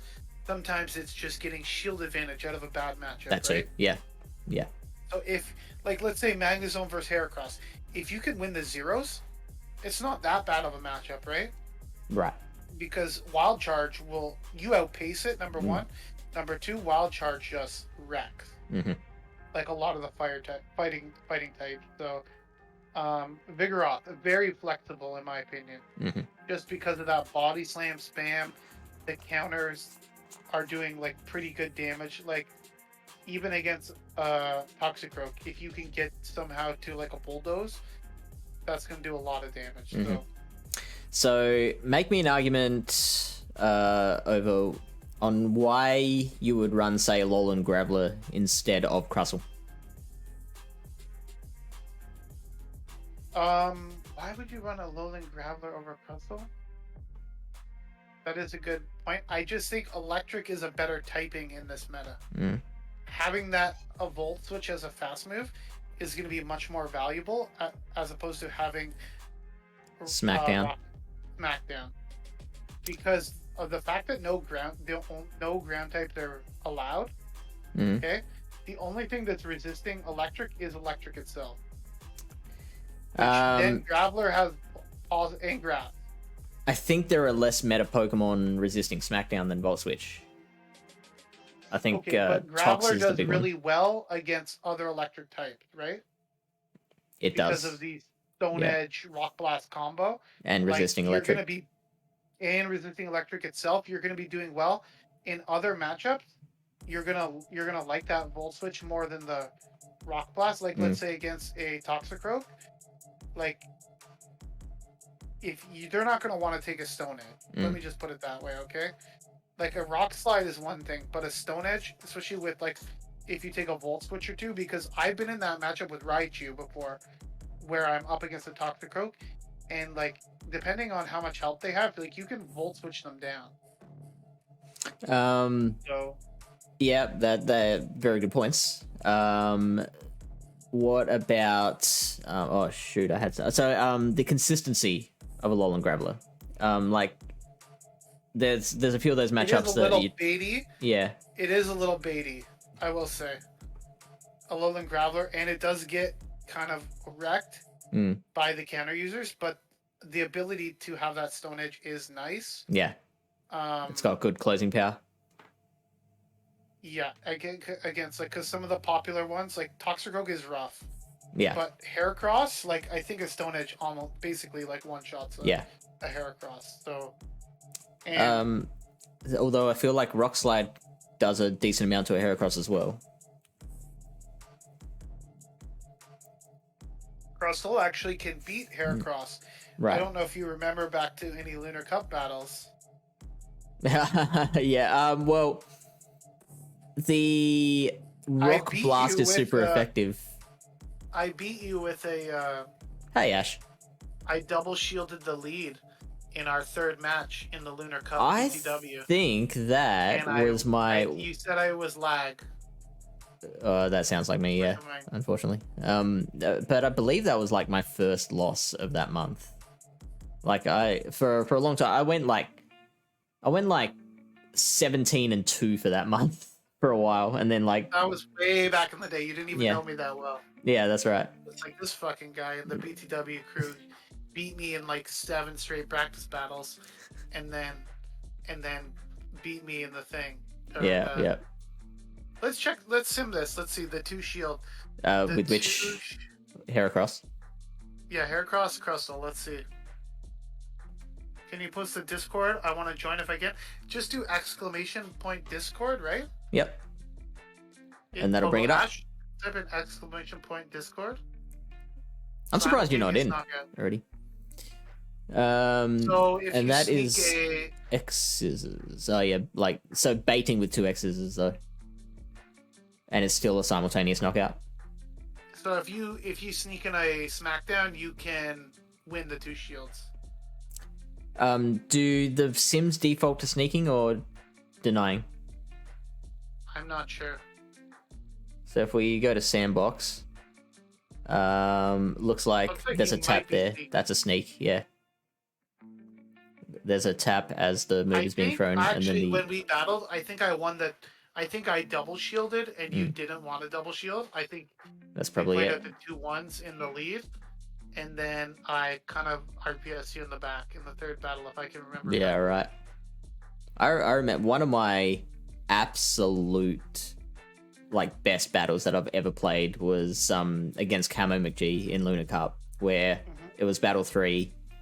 I think it was Battle 3. And I led Heracross into his Snarl Mandibuzz. And it just involved me like switching out into a bit more of a, like, it was still a losing matchup, but it was a lot more favorable than Heracross. And then like it kept on, like, throughout the battle we kept on getting back into that Mandibuzz Heracross matchup, and so I kept like chipping away, then switching out and catching moves. So I think I caught like 2 foul plays, and then right at the end I managed to finish it with a close combat on the Mandy. Yo, what's up, Three Floyds? Hey, How's it Three going, Floyds. man? Are you an Indy, Three Floyds? What's up, man? How's Indy? Hopefully you're triple vax. Let's go. And that you did it a few weeks ago. Yeah. Yeah, that's good, man. It's called the they call that the old energy swing. Do they? So if you Or did you just make that up? No, that's a wallower term, actually. The old So energy swing. If you lose the lead, but you can hit that lead Pokemon back with some of your charge moves, what you do is you can lose switch and lose the switch in the back, but if you can farm down something twice, you can eventually come back into that lead with enough energy that you can flip the end game. Yeah, sure. It's called the energy swing. There you go. So, yeah. Well, I've heard he's good. Okay, so Ash that's is dropping the scary-looking Lickitung. Yeah, with the red eyes. Wallower. Shadow Lickitung. Got the booster as soon as it came out. It's crazy busy. Some big names here too. I can imagine. Yeah. Oh, Pog. Like DeFi? DeFi? Yeah, say hi to Kevin Solidaris for me if you see him. Oh, is he there? And who else do I know that's there? King is there. Dunebug is there. A lot of people are there. Yeah, awesome. It's gonna be a good time. I'm jealous. Like, I kind of wish I was in America, because like most of the people that I'm friends with now in the Pokemon Go scene are from like North America. Are you doing? You're friends with Lachlan though, so there's that. That's something, sure. Are you doing like Perth or something? Yeah, I'm going to Perth, but like I'm not going to know anyone When is there. that? That is 2 weeks' time. Well, you're gonna meet lots of people. But I mean, I don't. I'm a very introverted person. I don't know if I'll be making new friends there.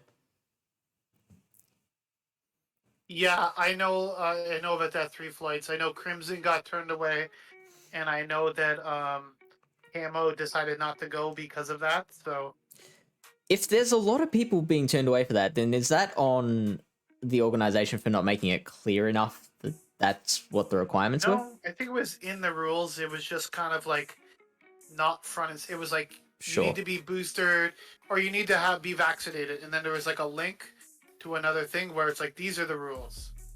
Yeah. Yeah, I'll definitely meet up with Debbie and Silver.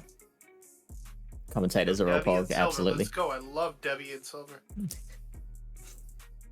MJ, MJ, who's MJ? Michael Jackson. Michael Jordan?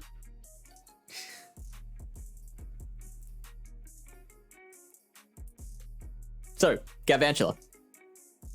I'm surprised Very it's this good. far down, actually. There is a lot of things that beat it, like Lickitung beats it, Graveler, Wormadam, Magnezone, Beedrill, right? So, but it does do really well against the fighting types. It basically beats all the fighting types, right? It does, yeah. And also generally beats the electrics.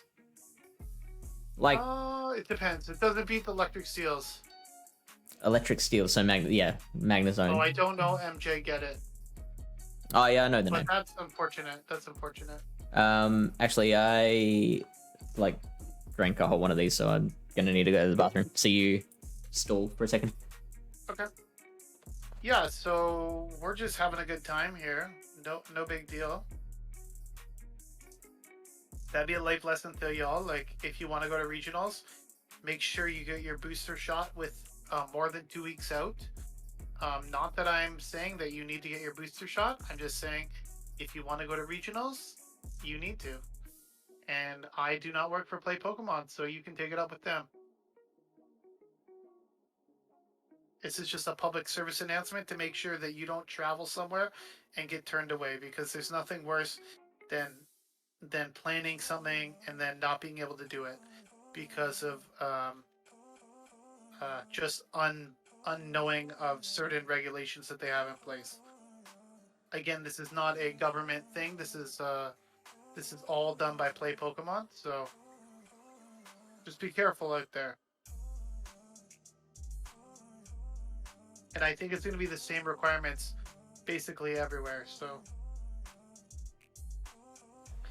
we are at Galvantula here. Galvantula has been really good in my all-electric team that I've been running, because it does pretty well against the other electric types with that lunge, and it does well against the fighting types.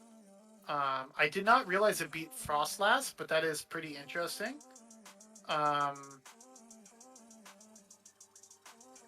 And as well, I'm running Galvantula because I need electric types that are neutral or resist ground. And it is one of those Pokemon that does that.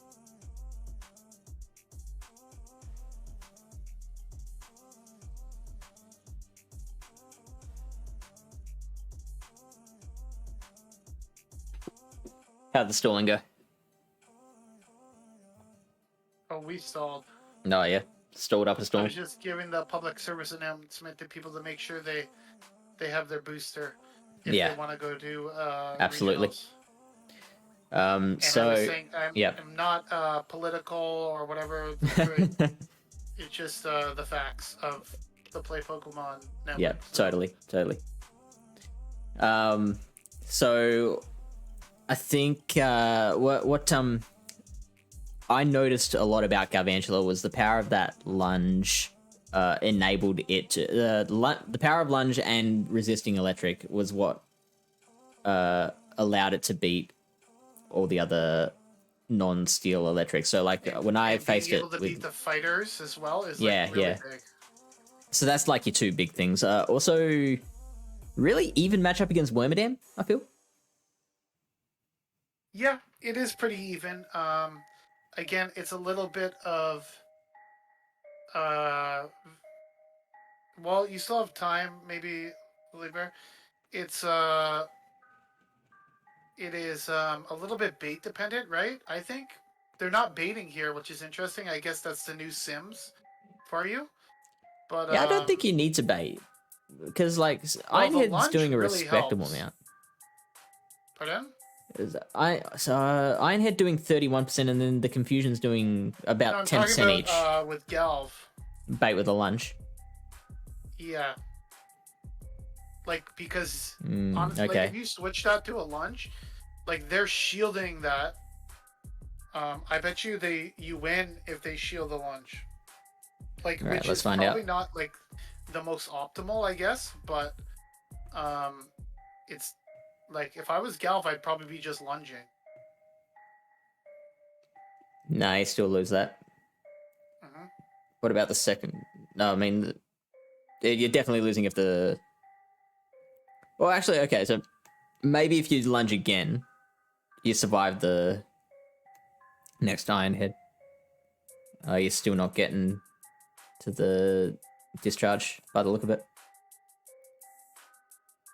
Very close. It's very close. No, you're But not. why though? Oh, yeah. No.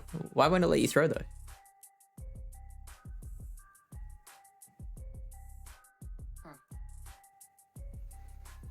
Maybe you die before the energy registers, or no? So hang on. So the third Volt Switch is a sneak. So throw then. Under tap it. So wait. Okay, there you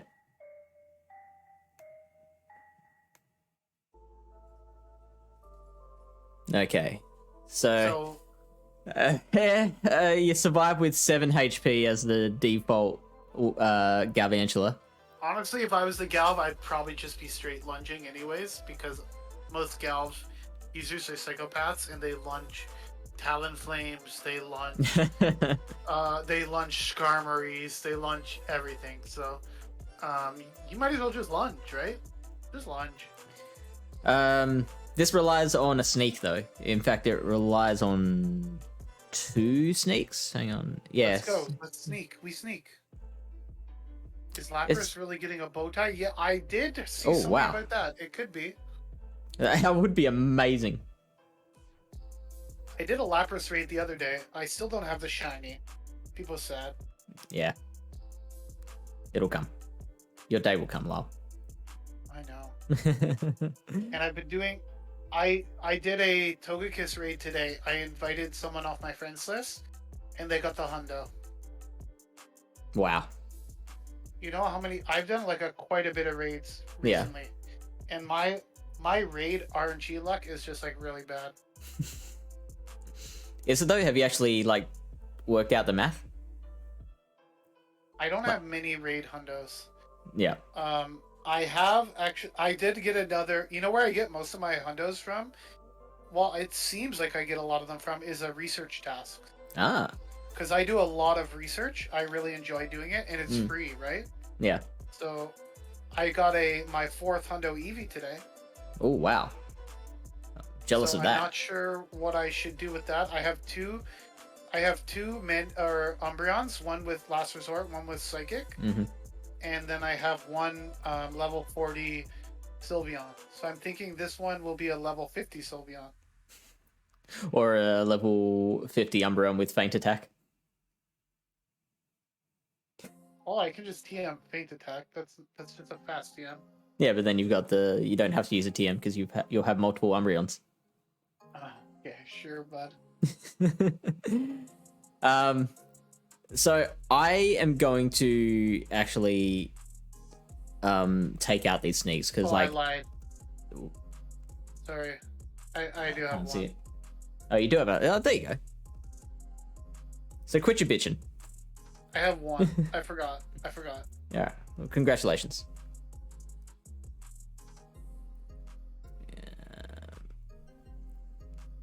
I'm still waiting for a Shundo though. Okay, Slifer, you know Slifer. You've never had a This mofo, okay. On GoFest last year, he hatched a Magikarp, and he was like, "Oh shit, this thing's shiny." And then like a couple hours later, he's doing a 4-star search, and the Magikarp pops up. Yeah. I'm just like, you motherfucker, you hatched a Shundo Magikarp. Okay. Then Paris Spotlight Hour, like 2 months ago, hatches a Shundo Lucario. Okay? Yeah. Then, a couple days ago, he messages me and goes, "Yo, look at this. I just got a shiny Shadow Drowsy. And the IVs are 14, 14, 13. So that's if crazy. You purify it, that's a Shundo Drowsy. This guy. 3 Shundos. And he's always like, I'm like literally hanging out with him. He's like, "Oh, I don't even play like Pokemon like when you're not around." I'm just like, "Yo, bro, like you're just making me feel so bad about my life right now." I have a friend who got into Pokemon Go just because like it encouraged him to go for walks, which like Niantic would love hearing that. But like he'd never been into Pokemon before, so he's constantly messaging me like, "Oh, what's this fucking thing?" and shows me like a Pikachu or something like that, and then anything that new that comes into the game, it's like, what the fuck's the game doing now? But then this one time he shows me the screenshot of his new buddy, and he's like, "This thing's good, right?" And oh no, it wasn't his buddy. He just showed me the appraisal screen. He shows me a screenshot of a Hundo Fracture that he'd caught in the wild. Oh my god! Right? That's pretty lucky. Yeah, and I'm like, no, it's terrible. You should trade it to me. Right trade it right now. Okay, so that Galv matchup is kind of unreliable, but like, but Galv in general is good. Yeah. With just that lunge debuff helps so much. Mm-hmm. It is a little like, you know, you kind of do bait quite a bit with Galv because like a lunge like if honestly, if I'm the Toxicroak and I'm going against the Galf, 99% of the time I don't shield the first move. Wow. Okay. Just because I'm just like, bro. Because you're expecting the lunge. Throw the discharge. Throw the discharge. Yeah, I dare you. They hardly ever do. Like sometimes they do, and you're just like, well, fuck me, right? But most of the time they throw the lunge. Rank 1 Greninja. Ugh. I don't think that is like. I'm not gonna lie. Like I don't think that's super. Like enviable. And any rank opinion. 1. Any rank 1 is enviable. I got a rank 1 Drifloon for Little Cup the other day. A rank 1 Drift. Oh, wow. Drifloon. Also, hi, Ryan. Yo, Ryan, what's up, bro? Ryan. About to defend his title tomorrow night. Yeah, and we're supposed to battle for the Ultra League draft too. Oh. I'm going to bring 3 counters to Darmanitan. It can almost two lunge its way through a Graveler, which is really interesting. Like, Graveler's only left with 22 HP. That's something. Yeah, because lunge is neutral, right? So, Lilybear, thank you for letting me know. When I battle you, I will shield. Thank you so much. That's what she wanted you to think. Honestly, I don't think I've ever battled Lilybear. Maybe in a practice tournament, I think. Actually, I think she beat me in a practice tournament once. Now that I remember. It might have been for Glacial Cup, which was probably my worst meta of the season. So, after Lunar and Glacial were my two worst ones. Yeah, Lunar was your worst. Lunar was really bad. Yeah, right. I didn't have a Heracross.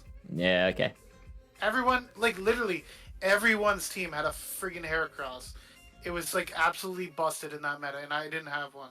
It feels so weird to me. Like, I know that you're like very far away from where Heracross is, but like for me, just with it, if I don't think about it too hard, I'm like, you're in North America, you must have a Heracross. Yeah, I'll just drive like 18 to 20 hours down to Florida and get a Heracross, no problem.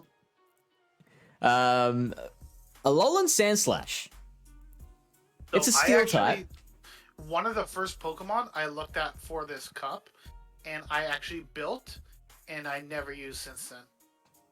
Oh, you built a new one for it? I built a Shadow Alolan Sandslash. Oh, yeah. For Firefly. And I used it a couple times in practice battles, and then I completely ditched it. So many counter users around. Yeah, that's the problem. That's the biggest problem? A lot of counter users. And Magnezone. Although Magnezone doesn't have a particularly high usage, does it? If you look, the Shadow performs better.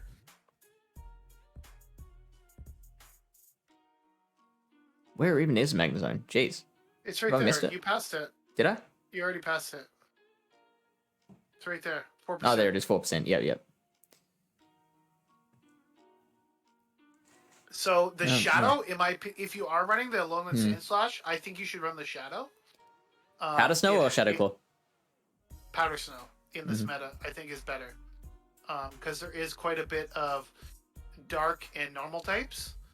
So at least Powder Snow gives you a chance with some energy and a little bit of chip damage against a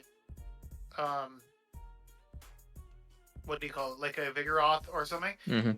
You do not want to go up against a Lickitung with Shadow Claw. With Shadow Claw, yeah. Because they're going to be body slamming you, and you're going to be like, whoa, that does no damage.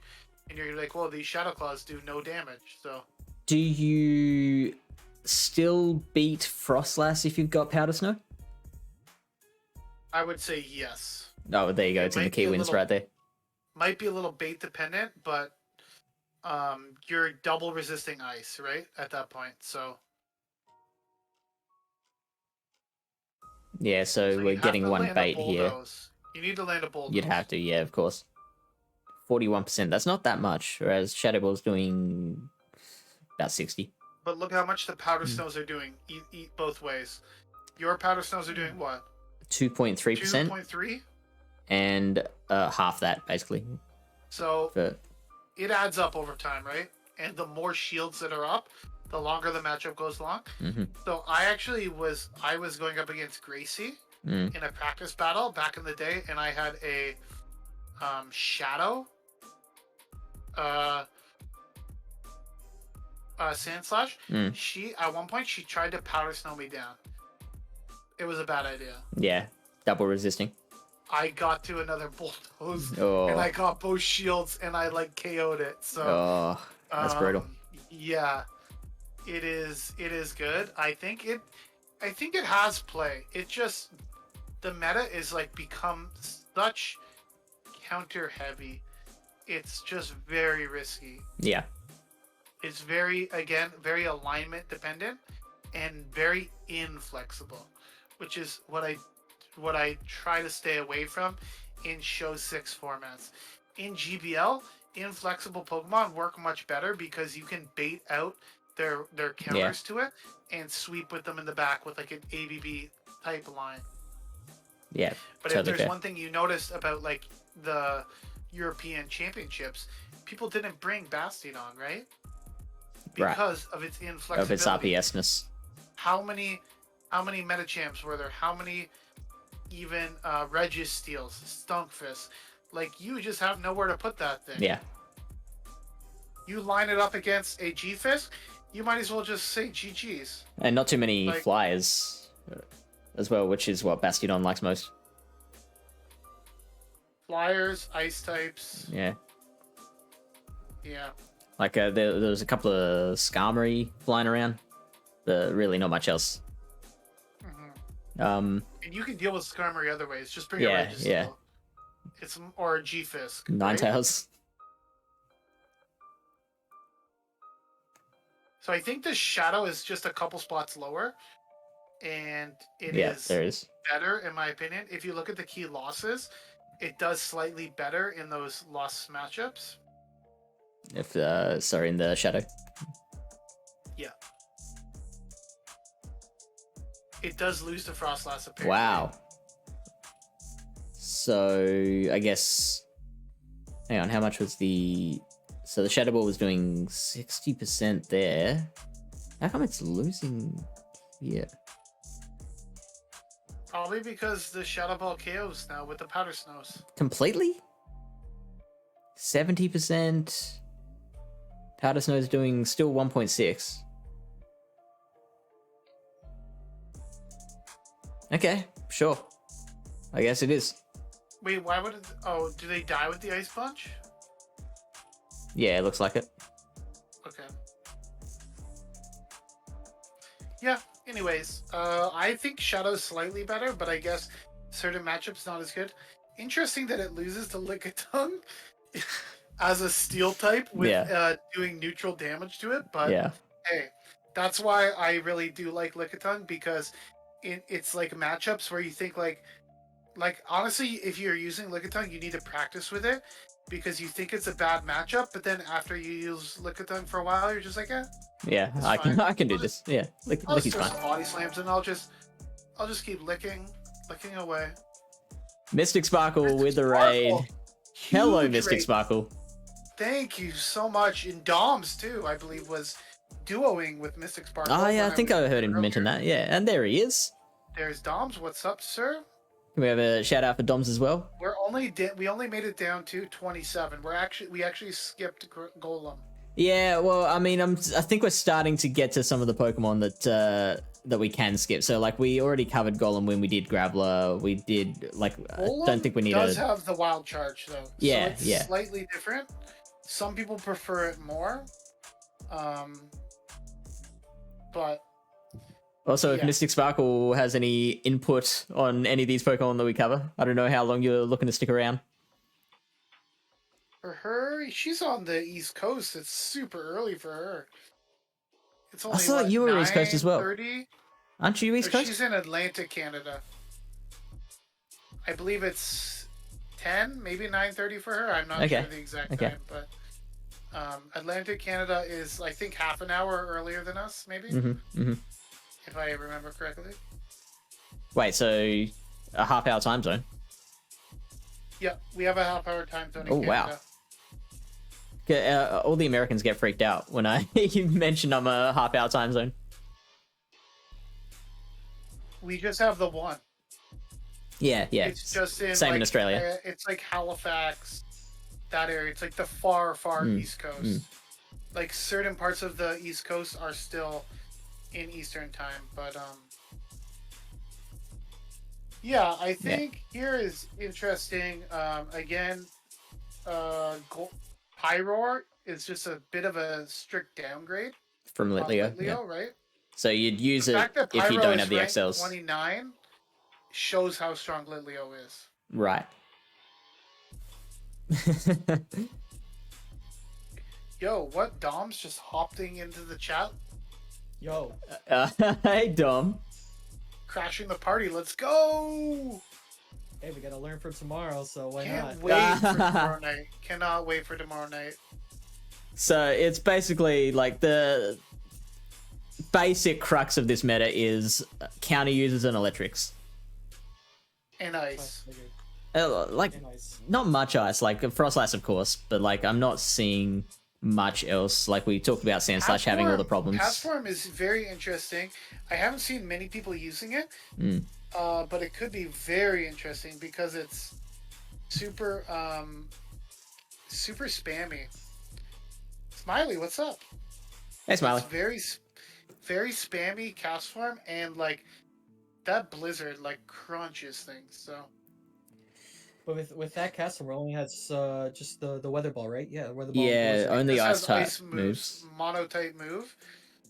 But That makes it a does- little bit inflexible. But I mean, not much is resisting Look, ice it here, beats is it? Magnezone apparently.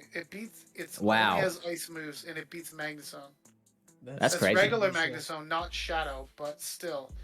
Because Castform is a pretty bulky Pokemon. Yeah, so what is it, a This landing a 1980? Blizzard It would after have a to, wild surely. charge? It couldn't be Or just no? straight weather ball. Yeah, there we go. It is landing a Blizzard. Not even after a wild charge, though. This Sim's just going straight mirror shot. What about versus Shadow Electrovire or Magnezone. So Dom, Shadow Electivire is eligible in this meta. I advise people not to use it, but it is there if they want to. Tonight we tried regular Electivire with Flamethrower and Wild Charge. It was kind of interesting. Yeah, how did you find getting to those flamethrowers? It was fine. It was just more of the surprise factor of what you would have to land Right. on the Pokemon. Which we landed one on Venusaur after they did their first shield, and I think that's about it. We didn't do really anything too crazy. Why Sure. did they shield the Wild Charge? No, we went double Flamethrower. That's a lot of energy. It is. Yep. We had So it's our possible. 2 shields. Two shielded it? Well, we can't survive a Frenzy. I would Gosh, imagine. yeah, of course not. Yeah. And so, I was thinking that I was saying in the chat earlier we're gonna do a duo stream eventually. I want to run Shadow Electabuzz. Yeah, I was thinking about that, or even Purify Electabuzz, just so you have return. Does it only have electric moves? Yep, it only has electric. I think Does it has it? Thunderbolt and Thunder Punch as its 2 moves. oh, that's not good. It's 2 main moves, I mean. That's fine. There's like G-Fist doesn't exist, right? Right? And Thundershock fast move, right? Yeah. Yeah, cool. So yeah, against the shadow, it's not actually getting to the blizzard, so that wild chat is Shadow's taken out. better. Again, Shadow for again. the win. Another reason for Shadow. Shadow and Magnezone for Dom's benefit. Number 1 in the meta. Has to worry about the Again, counter users. Shadow but- Fortress, I think just regular Fortress is better. It's ranked much higher. Agree. And that, like, you're mainly using Fortress for the bulk. The bulk and the ability to beat Wormadam. And what we simmed the other day, what we showed was that Fortress basically beats Wormadam in all shield scenarios. And that You was can straight Earthquake, basically- wasn't it? And that was straight Earthquake. Yeah. You could even beat it in the Wow. 2 shields. So it's a very dominating matchup. And I'm assuming that the Shadow doesn't perform as well. You're going to need the bait there, right? So, like, it wins it, but I doubt it wins in the 2 shields going straight Earthquake like the regular does. I mean, okay, so it's winning all shields except That's gonna be the with baits, O2 though. with baits, yeah. Bam, baiting off. I like the updated PV pokes. Yeah, yeah. So that's the difference. So you're losing the Worm 2 shields, but that's It's a still a risky pretty bait. dominating matchup. It is a risky bait, though. Like, you know, if they call a mirror shot, feels pretty bad, right? Yeah, so I would absolutely just go straight Earthquake there. If I was inclined to run Shadow Fortress, I would go straight Earthquake, because, like, even if they do double shield, great. Like, I lose that matchup, but I get you.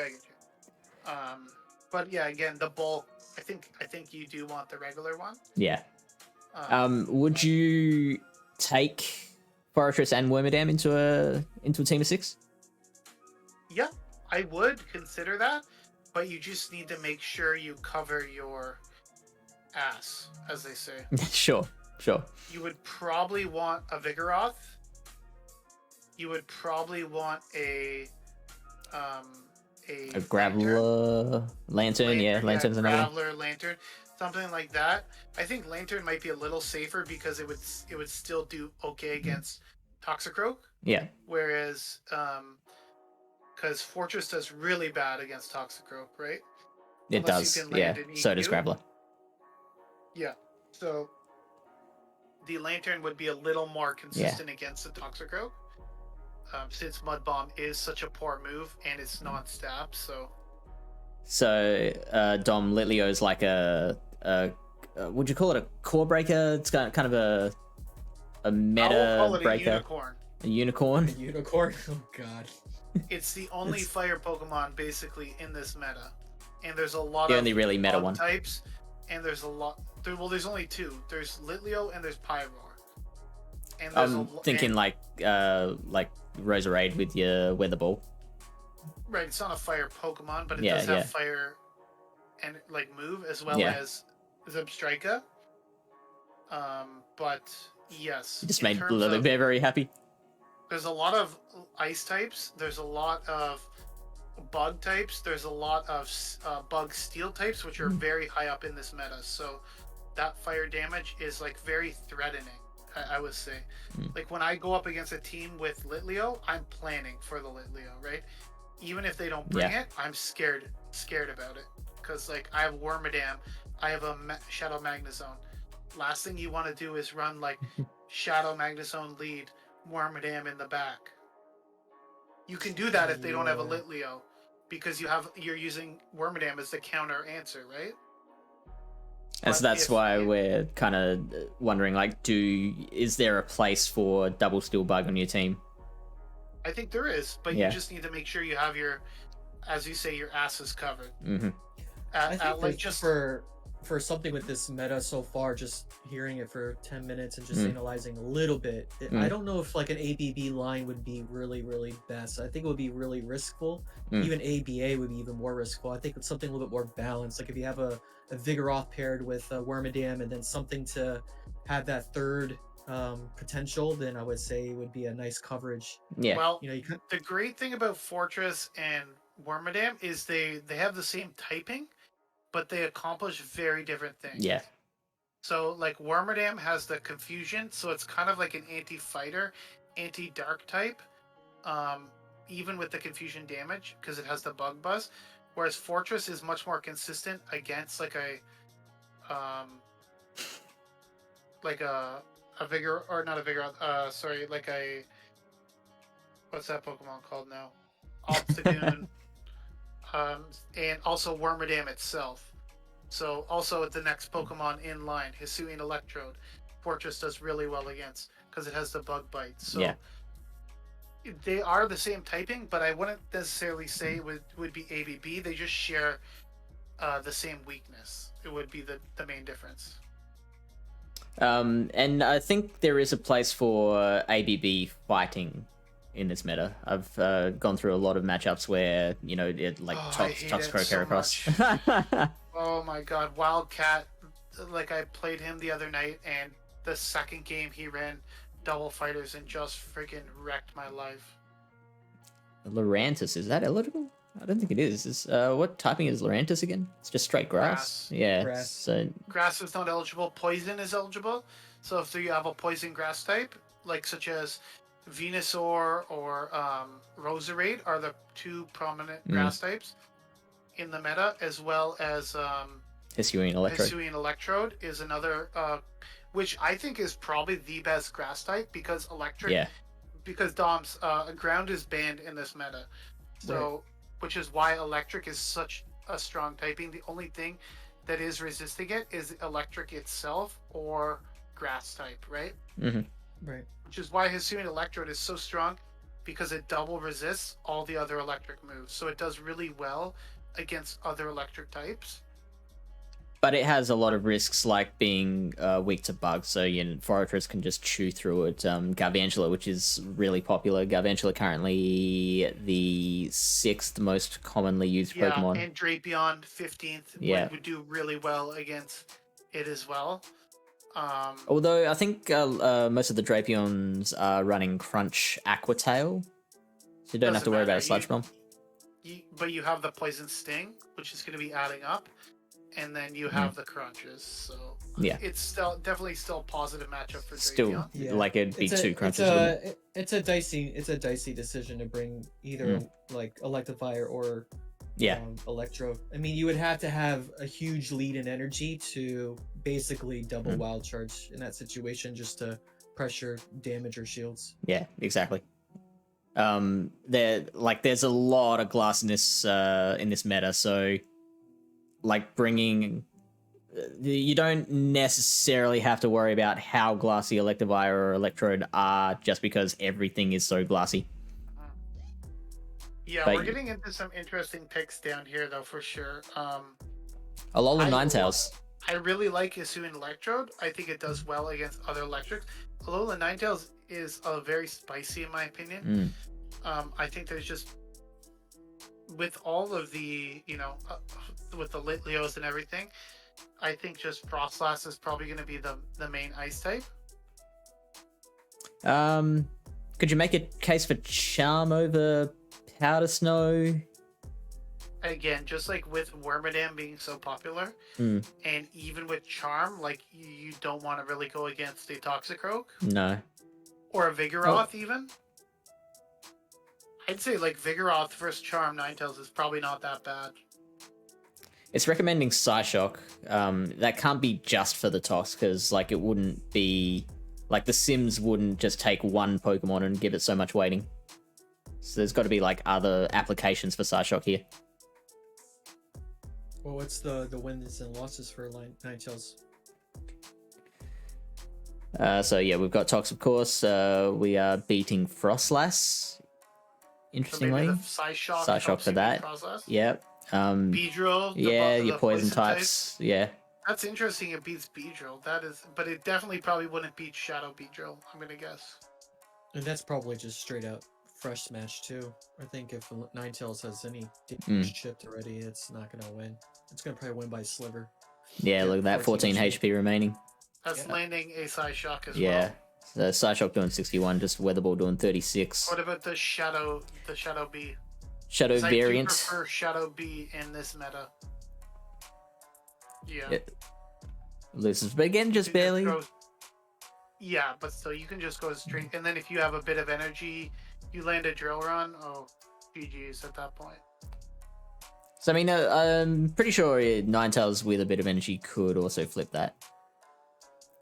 It's not comfortable, though. Yeah, no, not at all. And then it's 3 Charm enough. would make it even worse, right? It would, yes.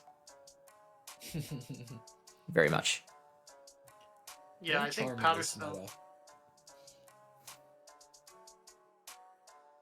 I was thinking like there's not like the reason that popped into my head was like there's not that many poison types for one, but poison types that are not neutralized by their other typing. So like Charm is neutral against your Toxicroak. Charm is neutral against what's the other one I was thinking of?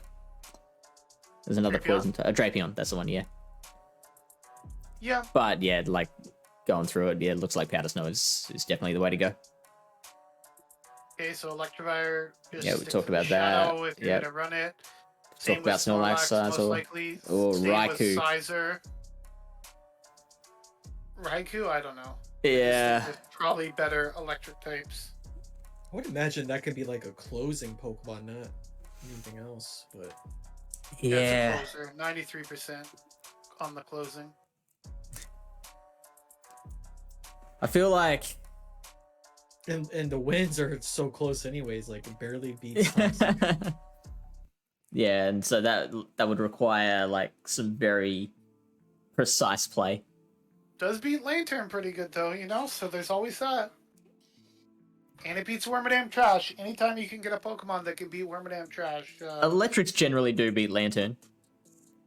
And I think the Electrics generally on paper do beat Wormadam as well. Obviously, there's plenty of play that Wormadam has around that, but I think yeah, you're right. It might be dicey because again, Confusion is gonna chunk. I mean, yeah, If exactly. you wild charge at the wrong time and they shield, Mm. and then because of the broken mechanics, you're unable to switch out and transfer that confusion damage. You know, you might be in trouble. Is it considered broken or is it fixed? We were joking about that Yeah. earlier. We don't know. Full on argument. I think it's actually fixed. It's something to get used to. I think it's terrible. broken, in my opinion. I think It's a huge disadvantage for myself with the amount of wild charge users I pick. So I know. It's such a fun move. I do not think it is good for the game, in my opinion.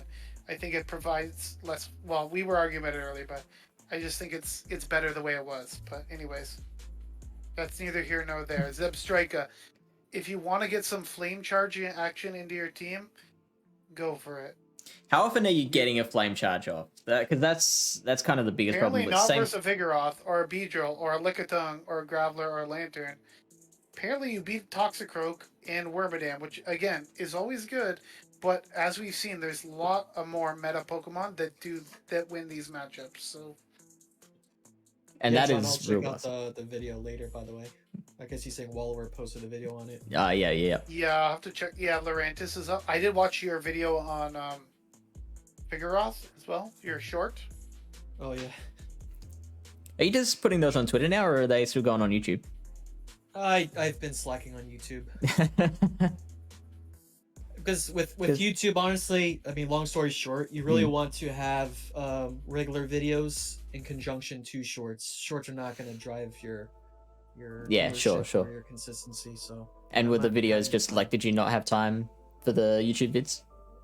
yeah, it's kind of like a fork in the middle of the road because obviously it's an interlude season, so people are not Yeah. taking I'll be teams right back. as seriously. So it's basically, you know, that's why I went in the short direction just to create some entertainment for this Yeah. season. So it's kind of hard just to double up on time to make regular videos on top of shorts. Yeah, that's fair enough. But like those shorts that you have been making, like they've been amazing. Yeah, they've been fun. I mean, they're just as time consuming, if not more, than actual regular, you know, your shoutcasting team. Sure. But we'll see when the next season comes around, what's going to happen. But just for the, like, really consumable as well, because they are just, you know, they're the length of a TikTok video. Like, I often can't bring myself to sit down and spend 20 minutes looking at a team feature or something like that. So, like, the 3-minute videos that you do are, like, a lot more consumable. Yeah, which is a direction that, I mean, I told some people in the future. I mean, I don't know how, I think for anyone that's new in the content creation world or through Pokemon Go, I think the OGs of the OGs have that right to make those videos because people are going to just respect them for who they are. And I usually just keep it, you know, real with myself, you know, as much as I'm a good battler and, you know, I hit leaderboard numerous times and last season was 3400s. You know, people are still not going to look at my video and be like, oh, he's good as FP or you know, the other top battlers in the world. So, you know, you got to kind of find that other edge or angle to distinguish yourself or to make yourself just a little bit more unique. And I think I'm going to find something hopefully for the next season that's not going to be those 20-30 minute videos, but something else that people, like you said, can gravitate, digest, and then just move on with their day. And then once you have that audience and that recognition, then you, if you wanted to, you could go back to making like a 20 to 30 minute video about a team, and people would have that that reaction of like, oh yeah, this is the next FB Sticks or something. Something like that. Who, me? Yeah. I'm the FX6? What? Yeah. You're the next. Oh, I was gonna look. I was gonna say Fat Albert, but that was. Yo, fuck you. I mean, Yeah. pardon? I was like, oh no, don't say that. That is incredibly rude. I pulled an FP6 so last night against Camo, Yep. which was the old don't throw when your opponent needs to catch. So you just don't throw your move. And if he had stayed in, he would have won.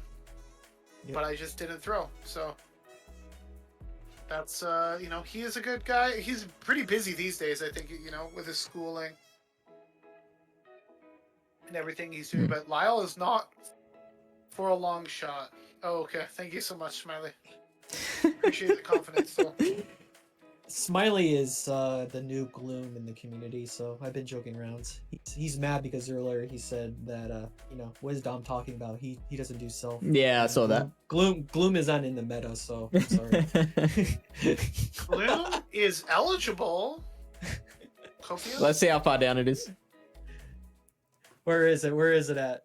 I'm gonna say 70. Ooh, look Oh, at that. yeah, close. This meta is not very deep, so this is 114 is pretty low. So, okay, can you give me an argument as to when Zeb you'd Striker? use Zeb Striker over another Wild Charger? I don't know. I honestly can't tell you. I think for any user so far, when I've been playing Electivire, is it's one of those things with electrics that because you're so frail already, you gotta find that opportunity for your lead Pokemon to pressure shields, and or for your switch Pokemon to either be so close to either soft lose, where your Pokemon farm, that has a right? wild charge you can farm, because it's the only way you can win is having at least a charge move almost ready Yeah. to come in. Which is why I then- like Volt Switch a lot, because it more than Spark in certain circumstances, because it does allow you to get that farm, right? Right. So like Zeb Striker, in my opinion, it does have the flame charge, which makes it unique, but I think it's just like a worse Raichu. Like, I don't know. I'm sorry.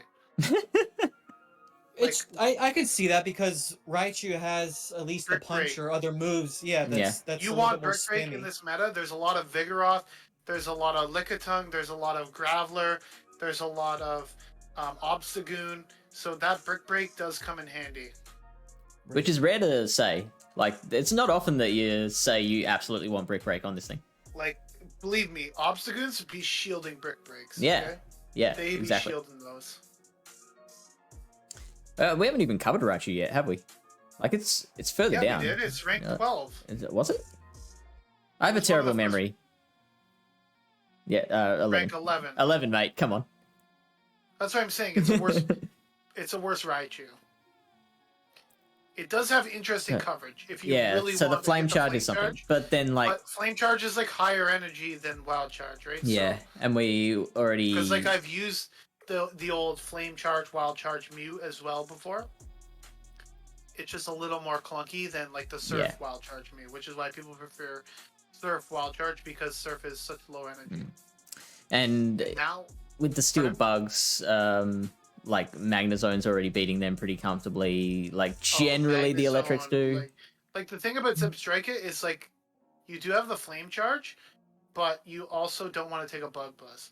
Whereas Magnezone, you're just like, I don't give a shit, just bug buzz me. Like I'll just build up to like a couple wild charges and just go to town, right?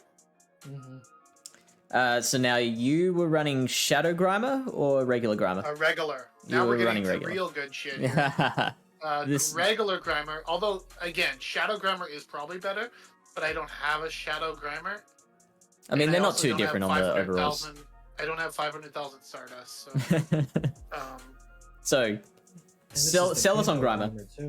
Kanto It Grimer is. is better in this meta because of For the Mud Bomb. The Mud Bomb, yeah. It's great coverage.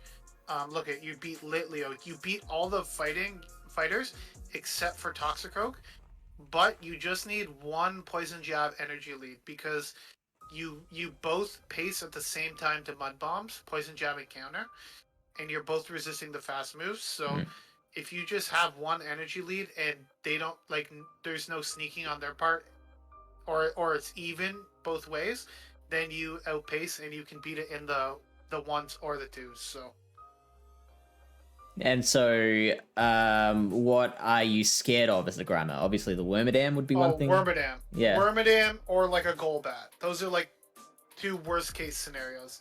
Everything else kind of has some play, but those are like your two like hard counters. Or like a Toxicroak with energy, also is scary as fuck. Looks like Beedrill is pretty bad for it. Yeah, like the drill run, but like most times Beedrill's bait, so you can just friggin' no shield the first one. They always throw X Scissor. Do you win if you call the bait? No, but it's much closer. Sure. Again, because you're only throwing neutral mud bombs at them, right? And but again, like it's not as bad as like a Wormadam where you're just getting wrecked by the confusions. Yeah. But I do like it. I think it is a very nice core breaker, and the fact that it can beat all the fighting types as well as a lot of the electric types makes it really valuable in the meta, in my opinion. Golbat is something that I'm kind of surprised it has such low usage. What's it at? It's I'm terrible at finding these. It's a 2%. I prefer it over Pidgeot. Yeah, totally. On my alt team, I am using another flying type, but if I wasn't using an all-electric team, I would say it's the only relevant flying type in the meta. Yeah, because obviously all the flying types are so scared of all the electrics around. So many electric types. There's so many electric types in this meta, and ice types as well with Frostlass and stuff. It's just so risky. But the fact that you have the Shadow Ball and the Poison Fang makes it somewhat viable. Well, its biggest role in the meta is as a fantastic counter user, counter. Yeah, it destroys Heracross. It destroys Toxicroak, and it beats Obstagoon and Vigoroth, whereas Pidgeot can struggle against Vigoroth and Obstagoon. Lyle, we got a raid from Go Stadium. What? Go Stadium? JR Honda's raiding us? Pog JR. That's amazing. Hope you're having a fun time in Indianapolis, and you're enjoying some, Is JR at what do they have India right some now? Colts, and he is in Indianapolis. Yeah, right. He was on Twitch. He was on Twitter. He's posting all sorts of stuff. He's getting up to all sorts of shenanigans with Pranav and all those guys. So that's awesome. I'm very jealous right now. And thanks for the follow, Garbo Rocker GX. And I appreciate Ryan shouting out Go Stadium like we don't know who they are. Not Rob Bay's here too. Not what? Rob. Hey. What's up, Rob? Just got off the phone with my dad in India. Wow, well, that's good. How's India this time of year? Is he in India or is his dad in India? It's Indiana. I think. Oh, Indiana. I thought you were joking. No, I read India. I literally read India. I'm stupid. But India this time of year, I think it's really friggin' hot there right now, just as a side note. You dummy. Yeah, that's me. I am a dummy. So, we have been going through all the picks, just pick by pick down the leaderboard, down the rankings for Firefly Cup. We've gotten to the point now where we're just skimming through a lot of these Pokemon. We did like real deep dives on the stuff at the top, and now we're just talking about, oh yeah, how good is this? Would you use it? How's it going, Go Stadium? I will say though, there is very interesting Pokemon down here still, but just not as many. Like we were saying, Golbat, it being the only flying type that I would really recommend you bringing.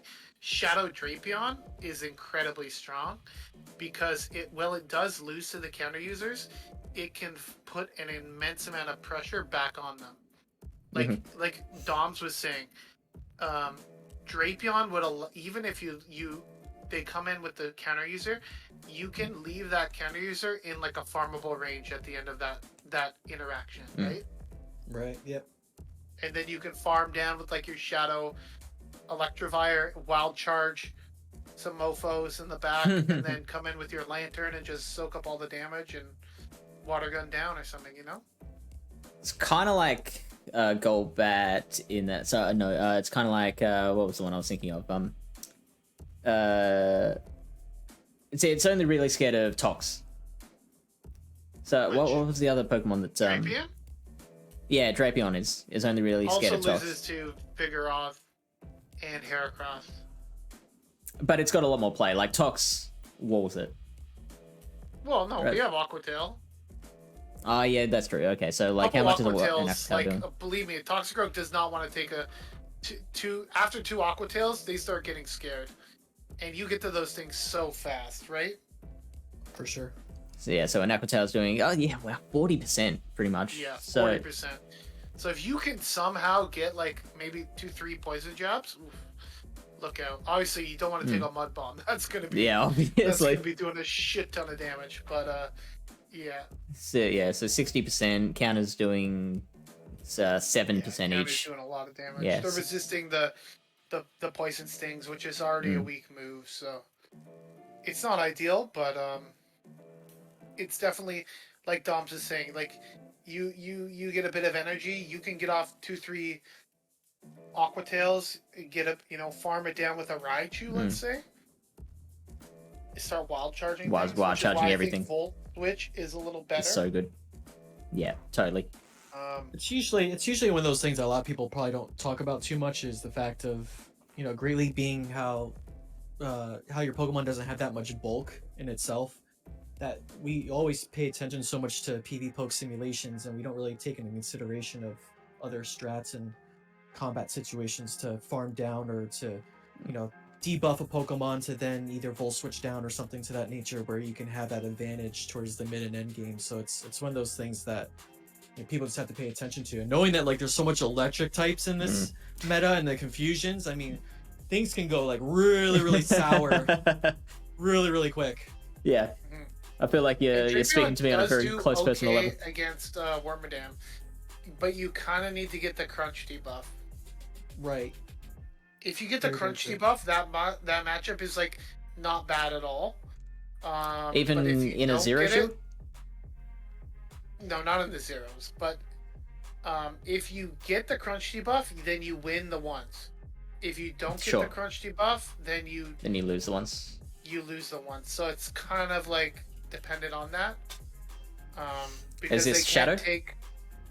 Shadow. They can take 2 crunches. Wormadam, and obviously the poison stings are doing basically nothing. So you're not gonna poison sting down the bug steel type. And so, not for nothing, it'll be kind of interesting to see the small XL Wormadam versus the XL Wormadam. Obviously, the XL is the way to go, but not everyone has the freedom I don't have to. an XL. You should see how bad my IVs are. Oh my god, man. Don't they usually list both? Research. I thought they'd have like a non-XL. It makes a little bit of a difference. We remember we simmed it before, but it's not like a big difference. We can bring it up again. Yeah, just so let's go put this Matrix. one on quick. Okay, never mind. Too late. What was it? Nothing. Are we gonna do a Crime Cup breakdown? Just question. Oh, sweet merciful crap. We could. The Discord members would love it. Still trying to figure that meta out. So. You should break. Rob is saying you should break down the shadows and non-shadows. Yeah, absolutely. So we can do that for Drapion to start to look at the Wormadams. We might have already gone over some of that as well. Yeah, we're coming in on like hour 4. It's hour 4 of part 2. Yeah, well, it's hour 2 of part 2. Hour 3 of part 2. Feels like hour 4. So okay, this is like if we go default IVs, that's level 42.5. Shadow Wormadam. Let's go. Let's do it. So can you confirm with me, is every Pokemon in the main series game eligible to be a Shadow? I would assume so. Or is there certain Pokemon that can't be Shadows? Like, I'm just wondering. Like, I don't know I the would not answer know that for answer. sure, but like, I would What's wager your buddy's yes. name? He would know that, right? Who? I forget his name right now. Zach? Zach, yeah, Zach. I don't know if you'll know or not, actually. He's like kind of a main series guy, isn't he, or no? He said he plays pretty much majority of the games besides the Sun and Moon series. And so Shadows were introduced what? Gen 6? No 7? idea. I stopped playing after Gold, Same year. and then I came back during Sun and Moon. Okay, I just came back during Go. I came back during Go for like a month, and then I lived in the middle of nowhere, and I had Canada. no spawns, so... Well, the middle of nowhere, Canada. Canada does have some densely populated areas. I don't know if you're aware, but... Yeah, I've heard. There's this place, I don't know if you've heard of it, it's called Toronto, I believe? Toronto. Toronto? It's pretty densely populated. We have like 10 million people in the GTA, so... All right, well, yeah, I'm just wishing you in New York then. Were they just thinking like, oh, dang, another day of not being in New York? It's in Terraria, right? Sure, I don't know what that means, but... Okay, so what are we looking at? XL versus non-XL? Yeah. So default IVs for both, and it's looking pretty similar across the board. I mean, not for nothing. I don't know what IVs you put for the default. I would think for Romerdam Trash, you would at least put it as like a 10, 15, 3, because most people are going to get it as a reward. Okay, we can do that. Oh, mine is... I can tell you right now what my Wormadam is. It is... I built it for Oh, faction. you already have it as 13. It was I'm sorry, 13, yeah. Mine is mine is a rank 1950 apparently. Pog. It is a 11, 12, 13. Yeah. Just in So- case anyone wants to RPS me or figure that out. You need the XL for the Graveler matchup, which is a big one. And this it is looks just like in the ones- Frostlass is much more comfortable with the XL from what I saw as well. Yep. Looks like Lantern is a closer loss.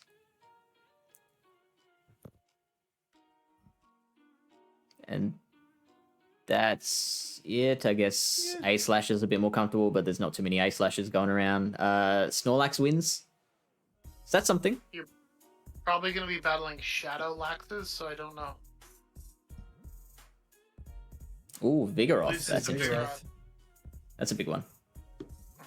That's not good. No, Shadows aren't just in Pogo. I know there's... Maybe No, there's they're Shadows not. in like the They're definitely anime? in the main series. Main series or maybe just anime? No, they're in the main series. In the main series, cool. Okay, so how do you want to compare Shadow Drape to regular Drape? Shadow is better in this cup. It's not even really a comparison because the Shadow beats Frostlass very comfortably, whereas the regular doesn't. So I think if you're running Drapion and you can't beat Frostlass, you're kind of... Like, what's the point? It's kind of like a limp noodle, as they say, you know? Yeah, Design-wise, kind of it is kind of like... interesting. It's kind of interesting because majority of the shadow versus non-shadow situations, it seems like it's always that last move that you could throw off is what's going to knock out the Pokemon. So I think in most situations, I would imagine that, you know, if you're going against a 1 shield, 2 shield situation and you got to finish that last move, that's where that extra shadow damage is going to come into play. Yeah, and then that's that also determines things like you know, how much shield pressure you're putting on the opponent. That too. Yeah. It's like you might force them into a decision of like, am I going to go into the rest of this matchup with a shield disadvantage? You can check the key, just check the key wins and losses. But again, like I said, I think the Frostlass, picking up the Frostlass is big because it, like, you're already going to lose to the fighters, even with the non-shadow. See there, you're losing to Frostlass. How is this a key win? Shadow Magnemite? Yo, Yeah. let's go. Let's go. Hog Shadow Magnemite, level 50. Venusaur and Roserade. Oh, the key, it loses to Galf. What about the Shadow? Does the Shadow beat Galf? Oh, doesn't say. Doesn't say. Let's check it real quick. The what match? Galf. Shadow Drapion and Galvantula. I would Personally, imagine. I would imagine it would don't- outpace it.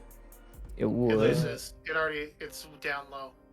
You're way past it. No, did I? I don't know. I might just. Oh, there we go. I was looking for the yellow. Okay, it's quite bad. Yeah, so anyways, it's definitely gives you some different matchups, but in terms of what you want Drapion to do, you want it to beat the ghost types, you want it to be able to put shield pressure. And those Shadow Aquatails really hit back at the fighters. And like, if I'm running a dark type, then I want it to be able to beat Wormadam a lot more comfortably. Yeah, the crunches, like, yeah. So, definitely something to consider. I think it's ranked pretty low, in my opinion.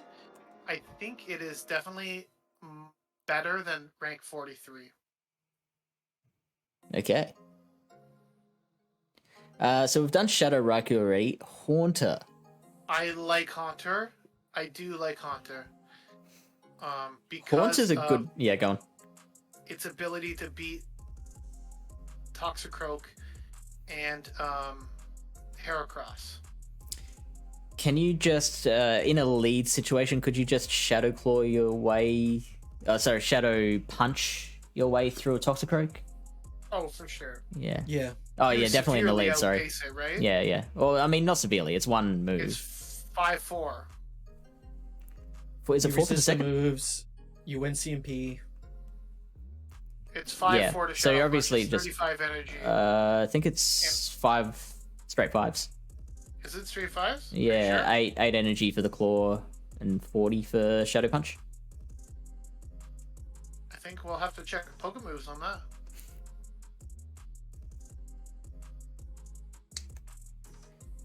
So Shadow Claw is 8 energy and Shadow Punch, whoops, charge moves, is 35. Screw you. Is Lyle red again, or is Lyle red again? He's- Which is it? He's off this show. Get out of here. Okay. So 5-4 to punch, right? So you severely outpace a Toxicroak. Yeah, 'cause it's sure. 6 every time to Mud Bomb. Obviously, you don't want to take a Mud Bomb as a poison type, right? Like, especially as a Haunter. Like, fuck, that'll... So yeah, Believe you me, prefer I was having it in a lead situation then? I was up against Astro the other day, and he had a Gengar, and he Shadow Punched my Vigoroth, and then I Body Slammed him, and I couldn't tell that the Body Slam was double resisted. Because Shadow Punch definitely looked double resisted, but the Body Slam looked only at least single resisted, in my opinion. Based on how much damage it did. Sludge Bomb, right? Be second move? Yeah, you need Sludge. You need Sludge. The thing is, like, Haunter destroys. It really destroys. What's that Pokemon again? Fortress. Like, completely destroys Fortress. Sure. Double resisting the bug bites. Yep. Like, it's not even close with with a shield. But again, Wormadam, you're a poison type. So, and if you thought Toxicroak was glassy, you've never seen Haunter take advantage. I'm actually interested to see like what does a higher percentage, what a Wormadam does higher percentage to with its confusion. Matchups though, like Frostlass, you win. Galv, you win. Beedrill, Toxicroak, you lose really bad to Toxicroak. Wormadam, Vigoroth, you lose, which is the reason why I switched away from Haunter, because Grimer at least has the ability to beat all the fighters, whereas Haunter can't really beat Vigoroth. Sure. It's very tough, just because of the how glassy it is. I feel like the main reason you bring Haunter or Gengar into most metas is to set up a shield advantage situation in the late game. Yes, or just counter fighters. Yeah. Also that. But then it's like not doing the best against Vigoroth. Well, Vigoroth's like a special case, right? But, And yeah. Obstagoon. There's 4 fighters. You've got Vigoroth, Obstagoon, Tox, and Hera. Obstagoon is walling the crap out of it. bad. And Vigoroth looks like has a good matchup against it, even with I Sludge Bomb, have seen some people run Focus Blast on Gengar, so which you I can love. consider that as a possibility.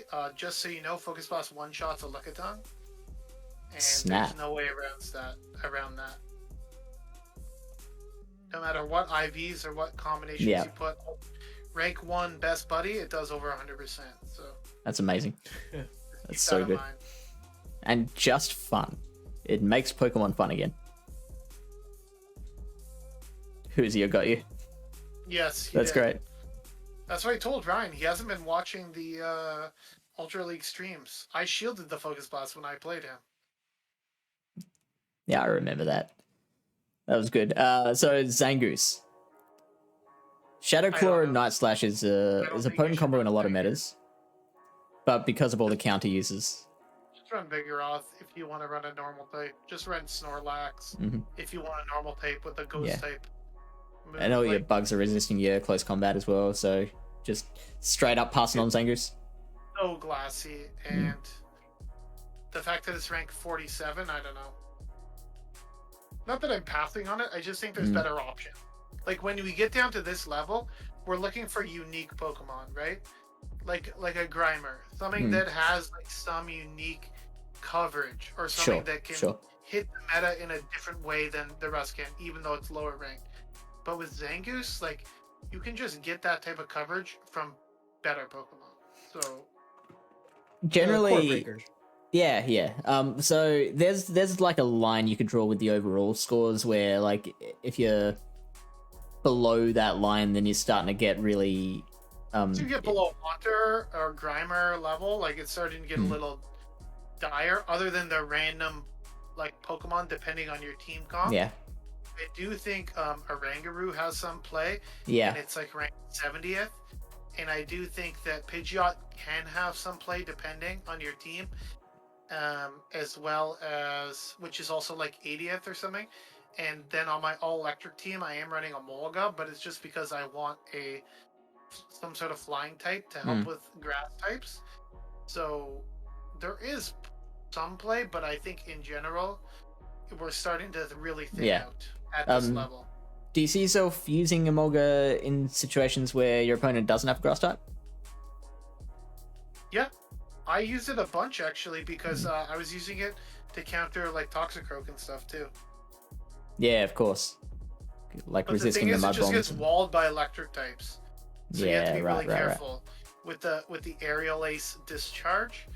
Like if you go up against a lantern or anything like that. Oh, I guess lantern's not the worst, but something like that, like a Raichu or anything, like it's not going to end well for you. What about Lapras? I think Lapras is kind of interesting. Water gun, they're suggesting. What do you think of Water Gun? A lot of electric types.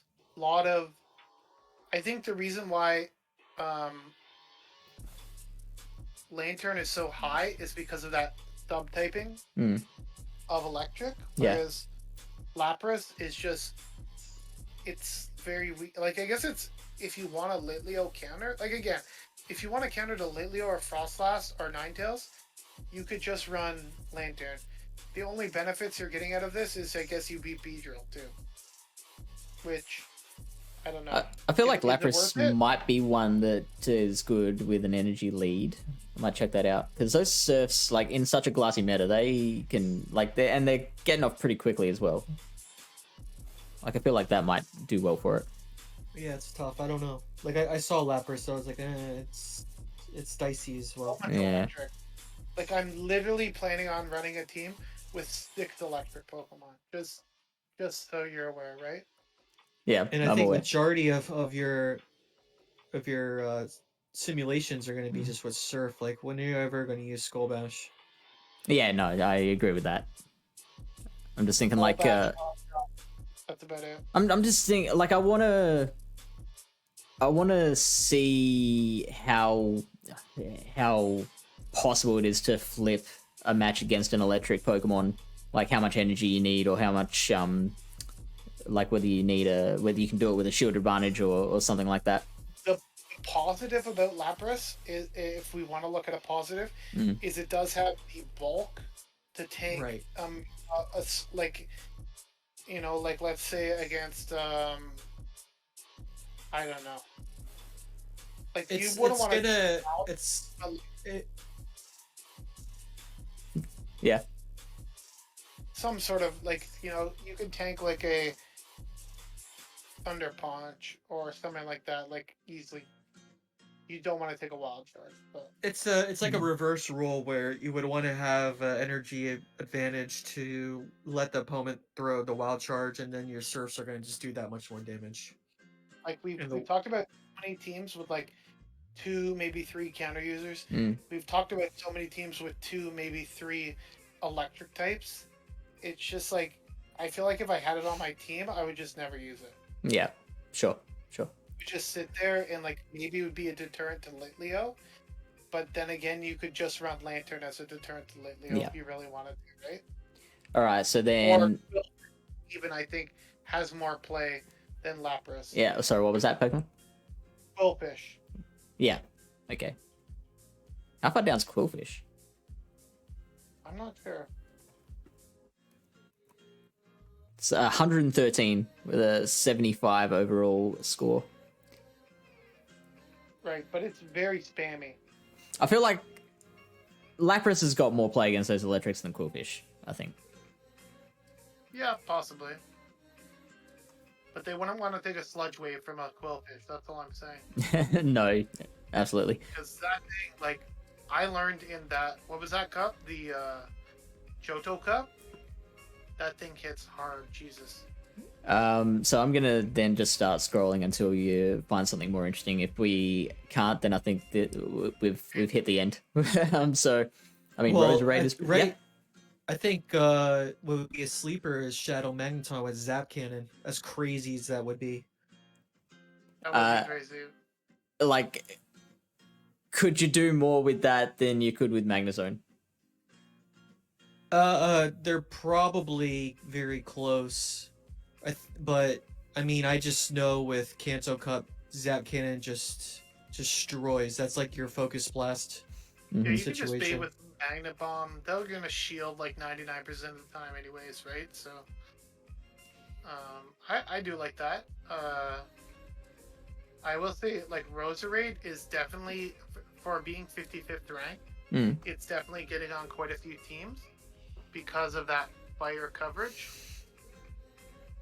Yeah, and takes out Toxicroak in the ones. It loses to Wormadam, but like, you put that thing pretty low with a fire weather ball. Yeah, and if you have enough energy to get off an extra weather ball, that would flip that surely. And again, heaven forbid you bullet seed something down and look out, right? Like, yeah, oh God. Totally. That would just be a nightmare. Like, because even it says loses the Magnezone, but if that thing's got like 2-3 bullet seeds, you're just like, oh fuck me, right? Yeah. Those probably same thing with Galv too. Actually, all those losses they're only a full easily flippable. Easily flippable with like a couple bullet seeds. Like, yeah. So that's why it's the only problem with it is it's just so frail, like so frail. Would you consider then Roserade being a closer Pokemon then? Yep, Roserade's a closer, definitely a core breaker as well. Yeah, so with the 0 shields apiece. I don't know why I'm almost thinking having like a Litleo Roserade in the back and something to help it in the front. Litleo Roserade together? In the back. Yeah. Yeah. You do get 6 Pokemon though, right, Dom? Dom's assistant, GBL. Right. So. Right. Yeah. No. Well, you can only bring three to a battle. A lot of times, I don't know. you build out a balanced team, but it usually just depends on what your opponent has, right? What you're gonna bring. So, but I do think Roserade is very interesting, Yeah. and I definitely accounted for it in the all electric team I built because it was one of the core breakers for my all electric team. All right, let's give it 3 bullet seeds. Oh god, you just bullet seeded down a Drapion. You took a couple poison stings, but they didn't get to a move. Because And you now we can shielded beat a 86% grunt, of the meta. and now you beat everything. We're only losing to Pidgeot, Oranguru, and Mechanical. Litleo, Golbat, which you're never going to beat. So you're Yeah. Noctowl, I've never seen one in the meta. Yeah. Pidgeot, very rare. Oranguru is interesting. Yeah, that's one we need to look at. And it's ranked like 70th. It's like a poor man's Wormadam. Well, I wouldn't even say probably poor man's women. But so the reason to bring in Oranguru would be to avoid the things that people are trying to bring to counter Wormadam. Oranguru does much better against Heracross than Wormadam, for the record, because of the extra attack. Yeah. They can't bait a Rock Blast and get to a close combat like they can versus Wormadam. So Right. that is a positive of it. It does okay against Vigoroth as well, but you get completely walled by like Obstagoon, let's say. Yeah, but Whereas Wormadam has the bug buzz. Yeah. Has the bug buzz. It has the option to hit back against an Obstagoon or a Drapion, which is probably why it's ranked so low because of that walling capability. But I think it is very strong. That's a good bulk level. I actually didn't think Oranguru was that bulky. It's like decent. Yeah, it's decent. Yeah. Monkey, as we call it. We call it monkey. It does lose to because of the crunch, of course. So it does lose to Litleo. Yeah, it takes super effective from Bug and Dark. Yeah. So, I mean, it will most likely lose to Wormadam as well. Yeah, probably. But again, it does pretty good against all the fighting types other than Obstagoon. It's recommending Future Sight. Pardon? Future it's Sight? recommending Future Sight. Yeah, it's a nuke. It's a nuke. Again, I think Obstagoon is probably the least popular of the fighters. Of the fighters, just because of all the Toxicroaks and Vigoroth and Heracross out there, it's the riskiest. But it definitely does have play. I just think with Oranguru, it's probably somewhat of a closer as well, but not like a strong closer. Some people do recommend Psychic for a little less energy, but I guess the thought is you already have Confusion, so if you're going to hit it with another Psychic type move, you might as well just nuke it. Well, then again, in the glassy meta, like, Psychic is probably all you need for a lot of these matchups. Like, if you're against a Galvantula, do you care about the extra damage of Future Sight? Yeah, true. 99% of the time, you're going to throw the foul play, right? Yeah. Future Sight would really help against, like, a Drapion. Whereas, like, a foul play wouldn't do a lot of damage. But whereas, like, a Future Sight would actually probably, like, maybe get a shield just because it's such a nuke. Alright. I think that might be the last thing. Let's just scroll quickly. Let's scroll quickly. We got Alolan Muck. We got Munchlax. Seviper. I saw one, but I prefer the Grimer. Bouffalant. I don't know why Greninja Muffin always wants to run Bouffalant in every friggin' meta. I keep telling him not to. Mudshot Earthquake is a cool moveset. I don't know. I like keep trying to talk some sense into Greninja and Megahorn, but he doesn't listen to me. Dwebble, Maldo. Normal cast form. Normal cast form against the bugs. Yeah. It does really bad against Vigoroth. It does. We got Shadow Skunk. Skuntank is an interesting one. Yeah, Drapion is better than Skuntank because of there's quite a few things that resist poison. Jab. So poison sting is a little more consistent. I feel like and he gets a moves faster. Yeah. Skuntank is kind of like Zeb Striker, where like it's got more unique coverage. And so if you're deliberately trying to target certain things, yeah. But like in a general sense, Drapion is obviously better. Just keep going down because there is a couple flying types down here. Just highlight very quickly. Okay, so Wigglytuff is eligible. I'm like, what? Wigglytuff is eligible? Yeah. Hello? What the fuck? Like, we didn't even know. Durant, Avalugg? Yep. Galarian Lanoon. Luxio? So Pidgeot is okay. Not great. It's okay. You heard this analysis first. Yeah, that's my That's Lyle's take. XL Carablast. Let's go. Fury Cutter Drew Run. Fury Cutter Drew Run? Unfortunately, I already level 40'd my Hundo Escap for Master League, so. Ooh, alright. I wonder if it performs better than Heracross. That is the question. Yeah, I think Pidgeot's gonna be too risky. Pidgeot's very risky. Noctowl's they're recommending Psychic, I guess. Get W. What is this? 2020 over here? What is Psychic Noctowl? Duogong again eligible? What the fuck? Bibarel? Gloom, there you go, Dom. Always love a Bibarel. Alolan Raticate. Some Razor Leafers. Dunsparce. Kangaskhan, let's go. The Australians. Just Mudslap. grind people down with Mudslap. Like A Shadow Weavile. Oh does yeah. it beat Toxicroak? Is the question. Kangaskhan. Can you Alright, let's pop find your out. way through a last thing? Can you pop your way through a Toxicroak with a Kangaskhan? I would imagine double shielding you can be okay. Pop. We need And to pop. throwing the We pop. need to pop. We're taking our We bets. need a pop. I would So- say two shields with a pup, Don't have you'll pop. be okay.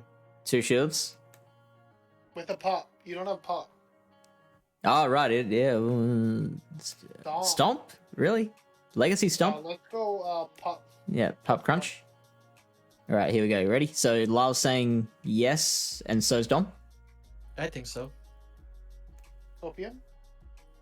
No. Counters get you first. You don't even get the 2 pops. Oh god. No, like 8 energy per Mudslap. 3-turn move. Mud slap's so bad. Counter doing 8.8% damage. I did use Pidgeot Lily Bear. I will just give you the heads up. Don't use Pidgeot.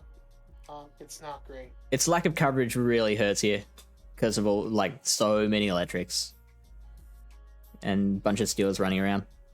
All right, so give Kangaskhan a little bit of energy. Well, if you give How it much are we talking? one Mud Slap, it's probably gonna win. 'Cause then Or we'll give get it to that or point. give it like a pup advantage. Like it's ready. Oh, hang on. Oh, no, Why is it throwing the pup so late? Hang on. Let's see what happens Yeah, if we. why are you throwing the pop late? Just get rid of the crunch. Just go straight pop.